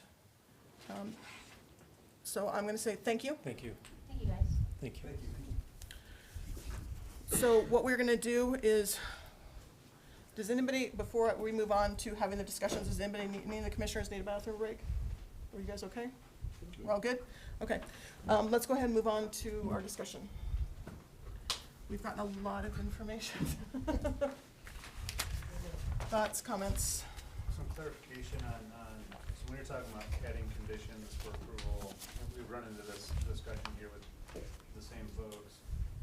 A lot of this, like, that would be in the phase 2 type stuff, right? Certain things need to happen, a precondition, almost like sanctuary, you know, a road needs to be built, you need to demonstrate a road before we even talk phase 2 type things. So I'm saying those conditions, would they apply more to that next, that's just my understanding. People have mentioned some conditions, you know, one I heard was, you know, a concept adjustment, but that concept adjustment would apply more into phase 2. Is that my misunderstanding that? So, actually, this is a question for Jennifer to go back to how the conditions were placed on the Sanctuary Point development, where they could only pull a certain number of building permits until they had the connection that's being talked about tonight. Right, so that was a while ago. Yes, there was a condition placed that connection needed to happen. That was a negotiation that happened between the town, the developer of that project, and the adjacent residents on a county road. So that's what they came to. I believe they proposed that condition to you, if I recall properly, and that's how that project moved forward. But as I recall, the reason we even got into that discussion was because when there was an approval made years ago, it was very vague as to what Classic Homes would have to do when that connection was going to have to be made. Having said that, I've got a condition that I would like to put in a recommendation related to that. Let's talk about it. I live by the same principle that the project manager, you're the project manager? Said, things change every day. We have a developer today that might not be a developer tomorrow because he sells the property. people see money. So I would be recommending approve. You want me to give you a Well, let's put your suggested condition out so okay. we can all My talk about it. condition for approval would be that the 300 land use permits that will be authorized, but by this preliminary final PD site plan for Phase 1 of Home Place Ranch are the maximum the developer will be permitted to apply for until such time as the Home Place Ranch developer has taken action necessary to complete the Glen Eagle Drive connection to Higbee Road. May I clarify? I did not get all the language down. I want to see if I understand fundamentally before we write it down, or before I complete writing it down. Your recommended condition is that the developer only be allowed to get 300 land use permits before the connection is completed? Is that what you're suggesting? That's correct. So the only thing I would comment on that is the only thing that's being approved tonight are That's right. those But- homes. So it would come back before you before that could, But that's where we got in the argument, and that's where we had the problem. You've got a gentleman back there from Classic Homes right now. Yes. And that's where we got into it. It was vague. When does the connection have to be made? What I see could happen is right now, there's an additional 660 homes correct? that could be Yes. requested by the developer. Yes. And they would say, let's dump them on Glen Eagle because it's good for 10,000. And I don't think that should be permitted to even be considered until such time as we have the connection to Higbee Road. I don't think it's unreasonable. It doesn't deter from the approval of this particular phase. But it's, they can, and as you pointed out in the, on the Sanctuary Point, they were able to set up however many homes they wanted. They just couldn't get a building permit until such time as that connection was made. Sure. I completely understand and completely agree with the thought about the traffic and that sort of thing. I'm just bringing to your attention that they couldn't even apply for more until that project was brought before you. And so I'm asking if it would be more appropriate to have that condition at that time. The phase 2 approval, that's what I was asking when I first asked. Because- It's the timing of the conditions. I don't think so. Because again, if I recall correctly, the issue was when Classic Homes came before us, they did not want to extend. There was some Sanctuary language agreement. about a connection and there was some disagreement about what the There was connection meant. disagreement, what was meant way back when? Yes. When you said that Sanctuary Rim had to be connected to. Correct. What was, all kind of arguments, all kind of discussions, because it was vague. I'm saying, let's say it now. Okay. Let's take any vagueness out of it. 300, let's approve the 300 homes that they have in Phase 1 without any question other than the questions that have come up. But let's make sure that there are no more building permits to be issued in Phase 2 until such time as the connection is made, because it's been said. So, yeah, and I think can we go back to the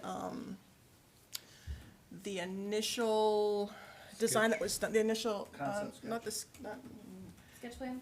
the initial sketch, there was a slide that presented what the original developer wanted to do. In the top For right, phase 1. in the top right corner, it had like 990. So do you remember, so my thought is, does that type of plan at that level of detail exist for the other suggested phases of this development? And if it does, so when you go up to the top right where you have these estate lots, is that already a recorded sketch plan where if a developer came in and said, look, I want to pull permits as those recorded plans A exist final now? PD site plan would still be required, just like what's here tonight. This is only a sketch plan. The next level that will always be required is a final PD site plan and plating. But my So concern no is building that- permits could be pulled. So there's no lingering, because occasionally things pop up from like over, 15, 20 years ago, that kind of bite us in tush. Happens, yes. There is none of that level of platting or anything that exists for the rest of this property where somebody could come in and simply say, I'm doing this, I'm pulling permits. No, that's correct. The only thing that is approved, that is still valid, is the sketch plan. Okay. And the zoning, right? The zoning and the sketch plan go one in one. Right. So a final PD site plan and Okay. final platting would be required for anything phase one or beyond. Okay. So And that's the only why I thing you've think- seen is phase one. So that's why I think she's suggesting in terms of attaching the condition, rather than attaching to phase one, because the number that you have proposed correlates with the number that is already within phase one. So it wouldn't technically have effect until they come forward again for phase two, because they would have exceeded your proposed number then. I agree totally with Jennifer. I As- don't think it should be part of this. As an alternative, I don't believe that the proposed condition is contrary to what the applicant has told you in his testimony tonight. Well, and here's Yeah. the point that's being missed. There are 690 more land use permits that could be requested. Anything can be requested though. Yeah, but wait a minute. If the developer comes in and says, I don't care, phase two filings, whatever, says, I want to get X number of new residential units. And those residential units would place the burden on Glen Eagle Drive if it was not, they did not extend to Higbee Road. Neither you nor us could not recommend approval because Glen Eagle will take a capacity up to 10,000. If there's no restriction on there, you would not be able to disapprove it. I would suggest that you'd place that condition in a motion. That's what I'm wanting to do. Okay. Okay, but I'm just So, saying, wait. I'm, Can we just, I want to do that, motion. I would say, does anybody else have, Comment. yes? What if the next phase were in the far northwest corner of the site and not relevant to Glen Eagle Drive? Such as a school, for example. Such as maybe just a school. There was just a site plan approved or submitted for a school. Is Yeah, that I mean, if a you're tying potential this to scenario? a phase two, how do you know what phase two is? well, We're gonna have the same meeting again, Exactly. We're gonna have the same meeting, and we're Exactly. gonna have all this proposal, and if it doesn't include a condition that's warranted based on that phase. That's right. So, that's what I'm saying, is your condition doesn't die even if we don't talk about it. It'll still be there when we talk phase two in the same exact meeting 2 years from now. no, You don't think so? no. I don't think so. I don't think so. First, I don't believe that the developer would jump out there because it's going to have the same problem. It's going to have to connect to Higbee Road. So there's still an issue there with regard to connecting to Higbee Road. So what we could do is say residential housing permits and attach it to that, which then would allow a school to move forward if needed. Same thing we did, same short. I wouldn't have a problem with that. Would that be okay? I wouldn't have a problem with that. Okay. Larry? Yes. If we put residential, if we stick the word residential in there, just in case they decide to develop the school ahead of time?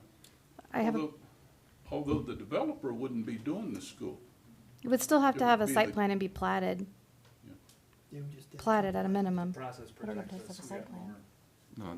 No, we don't have any jurisdiction over the school district, Yes, but they would have to plat it. to Platted get a and building show permit. roadways. Something along the lines perhaps of a maximum of 300 new residential land use permits may be issued until the connection of Glen Eagle Drive is connected to Higbee Road. I like it. Comments? Sir? I don't think that, I think that's for the next phase. I think what's before us is what what we're voting on, and, No. yeah, I mean, I understand your concern, but the next phase could include it in the next phase. But what harm is it doing to the approval of phase one? I'm not I saying, don't think we're engineers, I don't think we're the fire department, I think that's what we rely on those people for, and But- we're here to approve whether or not, 300 lots should go. I don't have any problem with the 300, and I'm not saying not to approve the 300. I'm all for approving the 300. They've done their due diligence.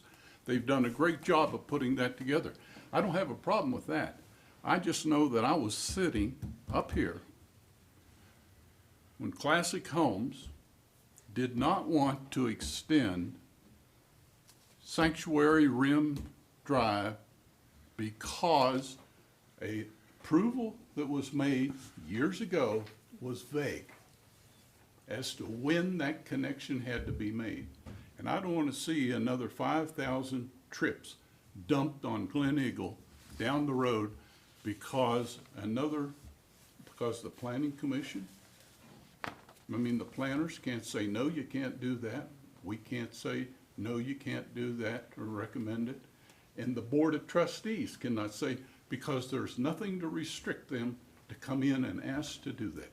I would suggest my observation is there's a difference of opinion. Yeah. The resolution is to get to a motion and a condition to see if it is passed, rather than continuing what is obviously a disagreement. Now, before I make this, now I think, was anybody going to make any other conditions, or is that it? I'm not gonna move forward. Okay. I move that the Planning Commission recommend approval of Home Place Ranch Phase 1 preliminary final PD site plan based on the findings of facts as presented in the staff report, subject to the following conditions. The 300, could you read to me what you wrote, please? A maximum of 300 new A maximum of 300 new residential land use permits may be issued until the connection of Glen Eagle Drive is connected to Higbee Road. That's my motion. I will second.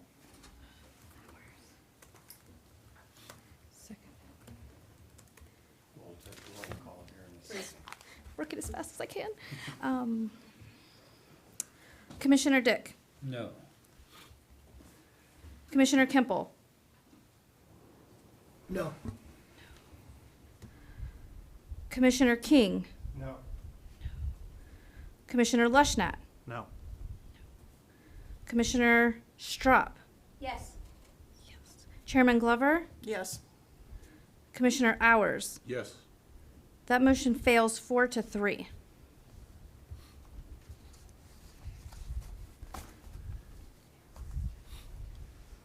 Another motion could certainly be made.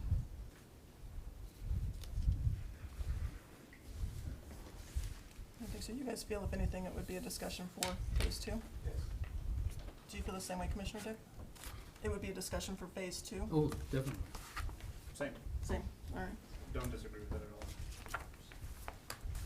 Phase 2? Yes, but I have other issues with development overall. So. All right, so that'd be a phase 2. All right, so that motion fails. Do we have any other motions on the floor?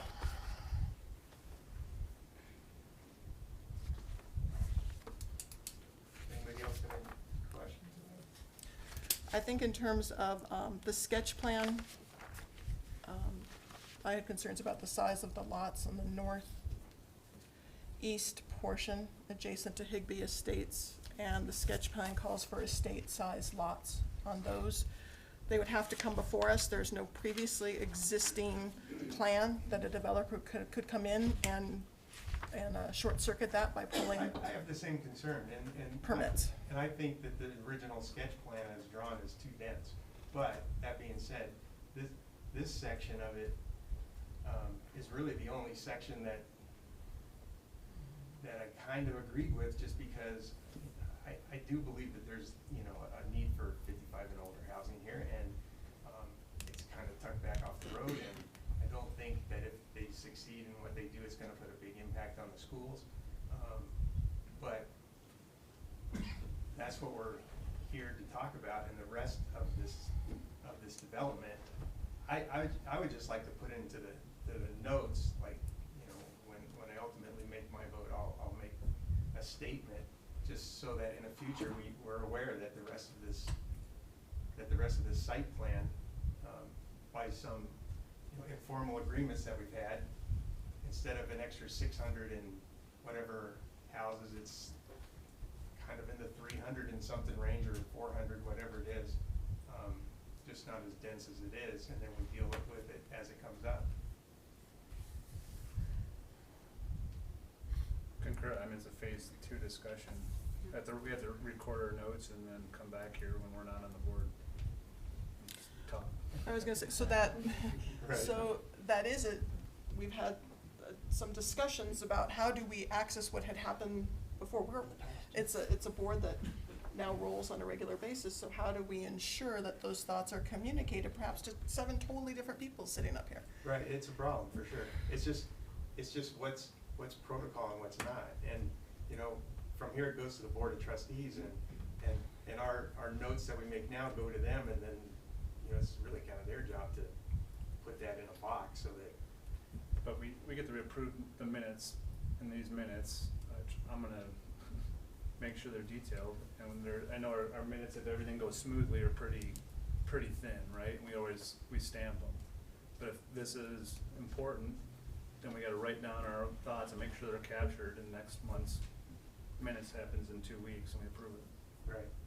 I mean, it has to be robust, and then we all put copies in our safes and come back here and talk about it 2 years. That's all we can do, right? Question for you. Oh, go ahead. I'd like to make a motion. I Okay, motion. wait, before you make a motion, I actually want to ask a question. Okay. Is there a way, Jennifer, at this point, and I don't know if it's possible, to cap the entire, attach a total number of permits to this sketch plan at this time? I don't think it believe is. so. I don't think there is. I don't think you can override a previously approved. I didn't think so. Right, because that's not what's being heard tonight. If the sketch plan comes back before you, absolutely, you can I change gotta that ask. number. I gotta ask. I didn't think so, but it's worth asking. Okay, go ahead. I was just gonna motion to approve the final plan. I think the applicant has done a great job communicating with the community, and I appreciate that. With the condition of the follow-through to talking to the chief of the fire district.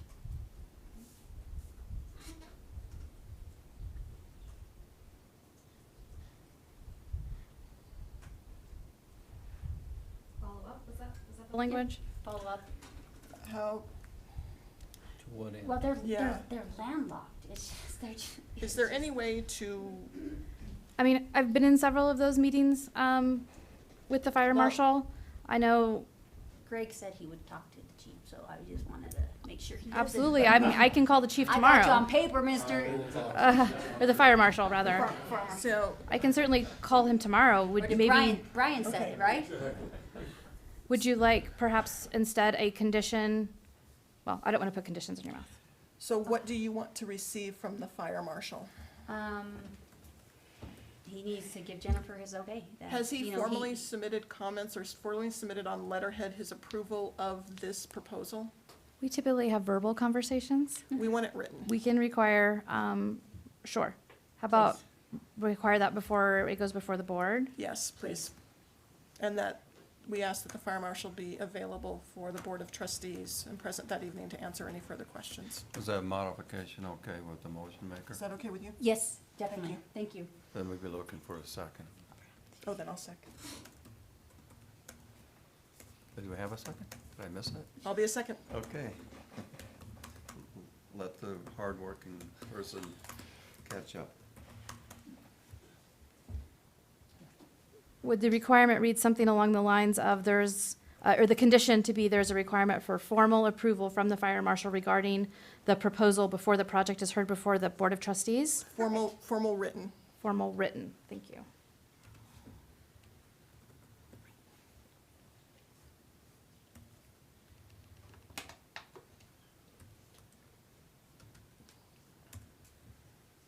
Are we ready for a vote? I'm sorry. Yes. Yes, Okay. we are.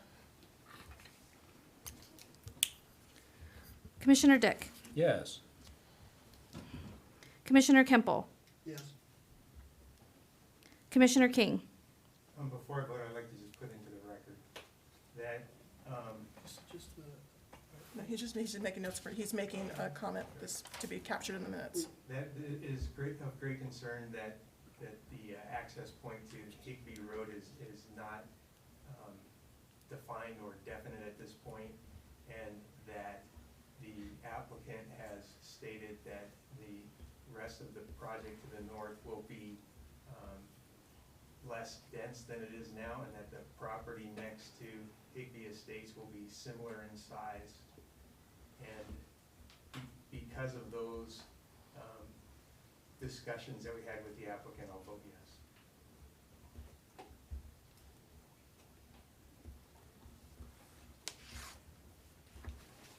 comment noted. Commissioner Lushnet, Yes. Commissioner Hours, Yes. Chairman Glover, Yes, I would also like my comments noted for the minutes, that what is noted in the sketch plan as A, B, and C, that the applicant has discussed that any future items brought forward for that parcel of property will not be as dense as it is indicated on the sketch plan, and I vote yes. Jennifer, yes. that was for the final, or was that for the amendment? This vote? I thought this vote was for the motion to approve subject to the condition of the fire marshal's approval. Okay, I'd like to change my vote to say no, and for the record, due to, the planners have done great due diligence. I just, say no because of the, conditions. What I'm worried about is, it's not if, it's when the next emergency evacuation is gonna happen. There's not proper foresight made or evacuation routes to clear out 300 homes in addition to the already existing properties. Mr. Rivera, are you comfortable with a change of vote? Yes. Okay. Commissioner Straub, Yes. motion passes 6-1.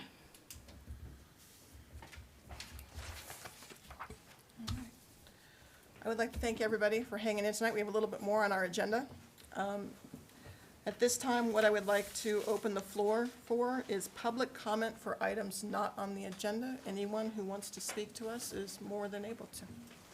Would anybody like to speak this evening? Yeah, go ahead, go ahead.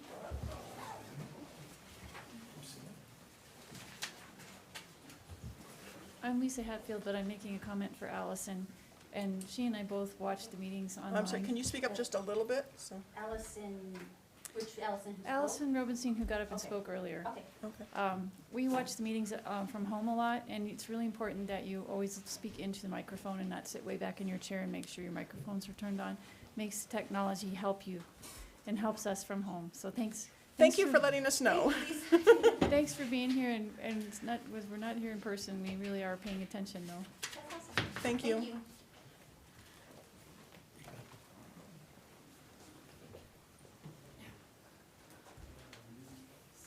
And how, again, I was curious what precipitated a special meeting for this topic. Was it staff? Was it the developer?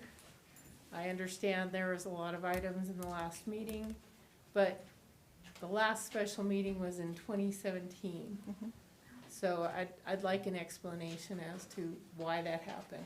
Thank you. So for everyone who perhaps doesn't attend meetings regularly, we have a commission policy that we will hear no more than 3 items on the agenda. Our meetings can oftentimes, as is tonight, it's 10:15, can stretch late into the evenings. We felt it facilitates public comment to not have a meeting stretch into the wee hours of the morning. So our last meeting was full, this application to come in. We knew there would be a lot of interest. We wanted to give everybody adequate time to be heard. We scheduled a public meeting. I was the one who formally called it as the chairwoman of the commission. Staff initiated it, and I approved it. At no time did I have any contact with the developers or any one of the architects or anybody dealing with the project. Can I follow up? At the mic, please. Just why wasn't it put to the next meeting, next scheduled meeting? Because we pushed it off last time because we felt that it needed its own time slot. We didn't want to impede other applicants coming forward in the fall. So we provided proper notice. It was in the newsletter.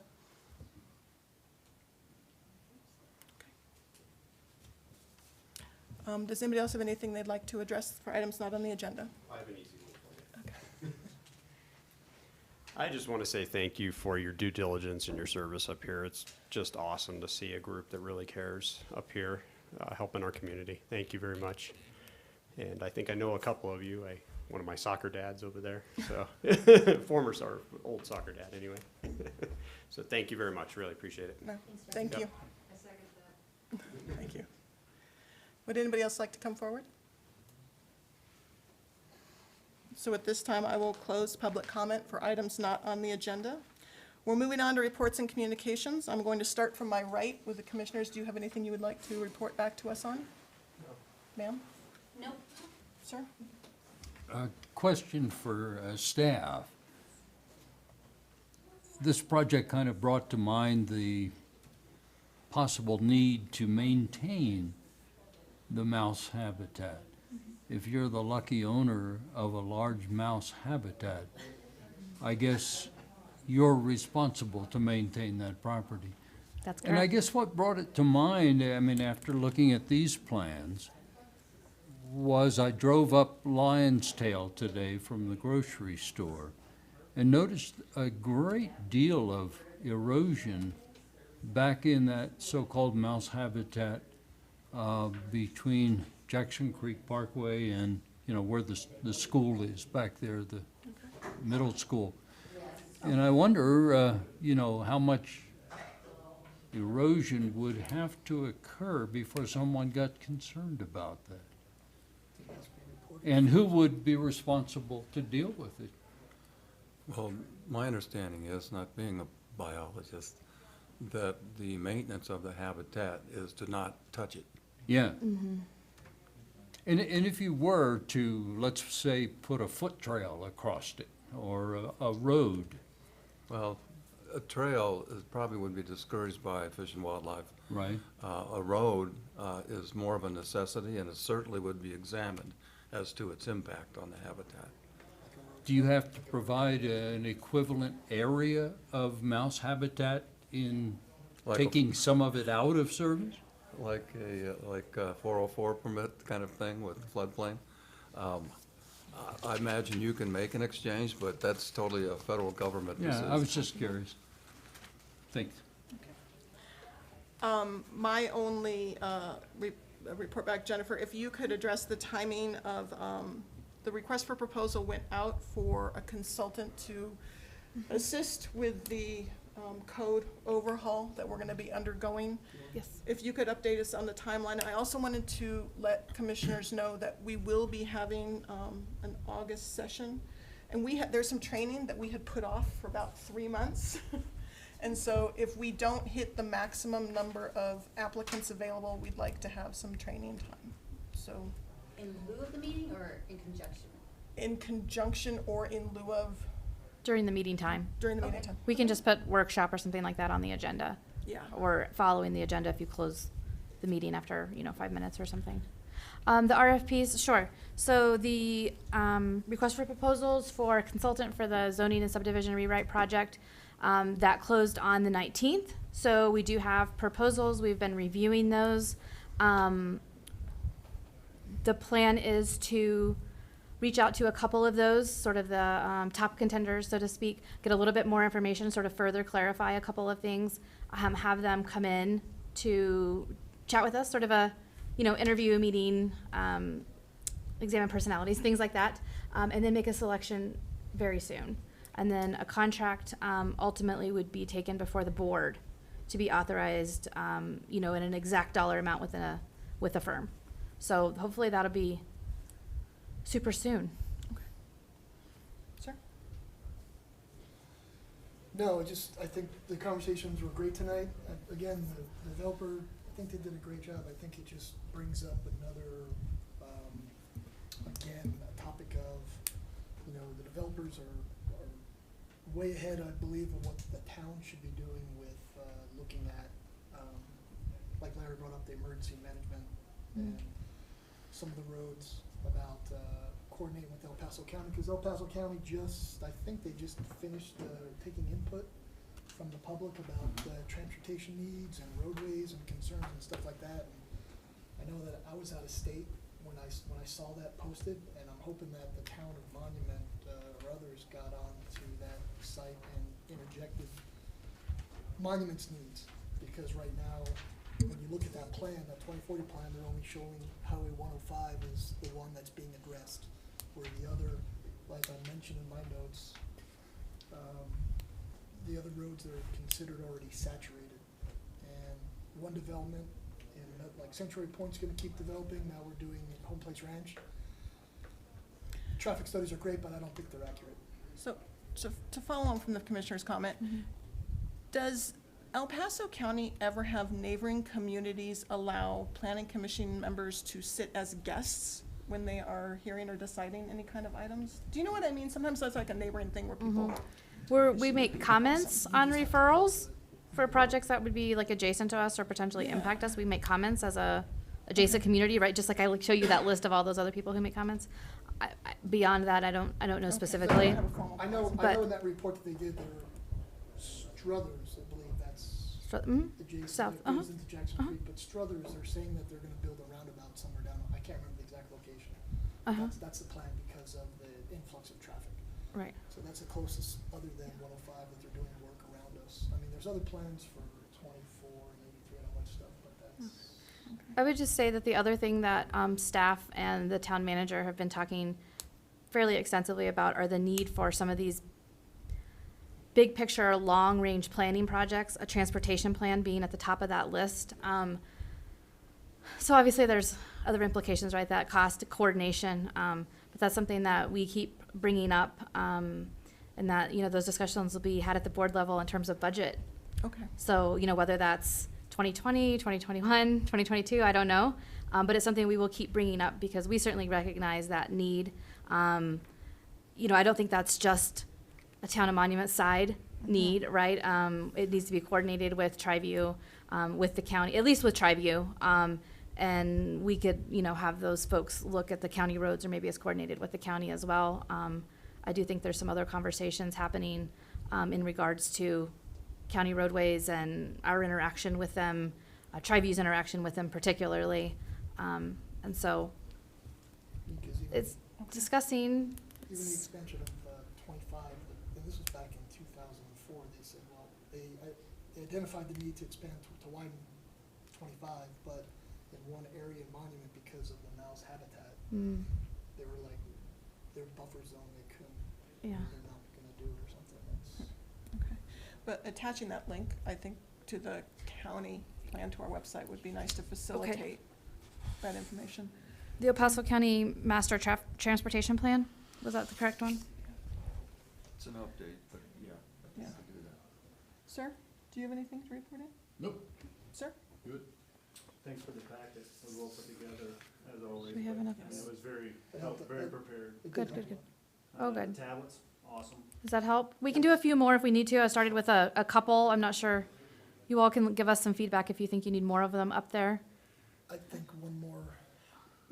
Commissioner Dick uses paper. Oh, well, it might not be here forever though. 3 or 4? It's always Okay. good to have backup. Okay. And then, is there anything we can do to help with, minutes? I made that comment in there, that was, if we have our notes, do we want to send you our notes, or how does that? You certainly can. I don't know process-wise. We've always just typed them up and brought them to you at the next meeting. It's the process. I don't know.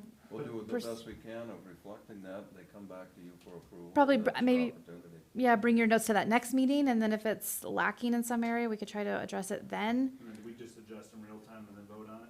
So if you, We if you need can. a paragraph, sending a paragraph in advance That's what I makes was this saying. process, so Fast. after, yeah, so after you get your note, after you get your package, Yeah. submit any notes you have for adjustment to the minutes. If you Sure. receive adjustments, if you could print out those 2 pages of the revised Mm-hmm. version to make sure we have them to review Sure. before we begin. I just don't want to Sure. waste time if there's Sure. a way to. No, I understand. And that way we can stay on keeping, not Sure. having to push them off by month. But I think that makes sense, somewhere in the middle, rather than sending them tomorrow, right? Sending them sort of once a draft is done. If you feel like there's a need for additional comments, you could send that to us, and we could address that between the packet going out and the meeting. Yes. I think that, certainly. So, And then the only last was process. Sure. So we're throwing, I want something, like we threw that out there, I want that for the record. You said something. Do We we- each had comments. Is that the time when we do it? Or we throw it out anytime, or how do we? well, I will say when you do say things like that, it's easy, can certainly put that in. Sometimes, right, there's maybe 45 minutes of kind of back and forth that we're not necessarily gonna put in if we're just debating something, right, or kind of going around a discussion. But yes, if there's, I'd like it added to the record, we can certainly be sure Commissioner Leshnut stated for the record, blah, blah, blah, blah. At any time? Sure, Yeah. Anytime, okay. oh, certainly. But highlight it, so as they're preparing it, they can go, oh, okay, this is specifically what he wanted. Sure. Just from a clerical perspective, makes it Yeah, easier. because, sometimes there's 4 hours of notes to summarize. Do you have anything, Exactly. do you have anything for us? I don't believe so. Okay. So the next, August 14th is the next agenda? Second Wednesday in August, I'm not looking at a calendar, I think that sounds right. So we will send out an agenda within a couple of weeks. I'm not sure how we're almost to August. I know. Blowing my mind at the moment. But certainly, so. Can, Okay. No announcements? I don't think so. All right, can I have a motion to adjourn, please? I motion to adjourn. All right, all in favor, say aye.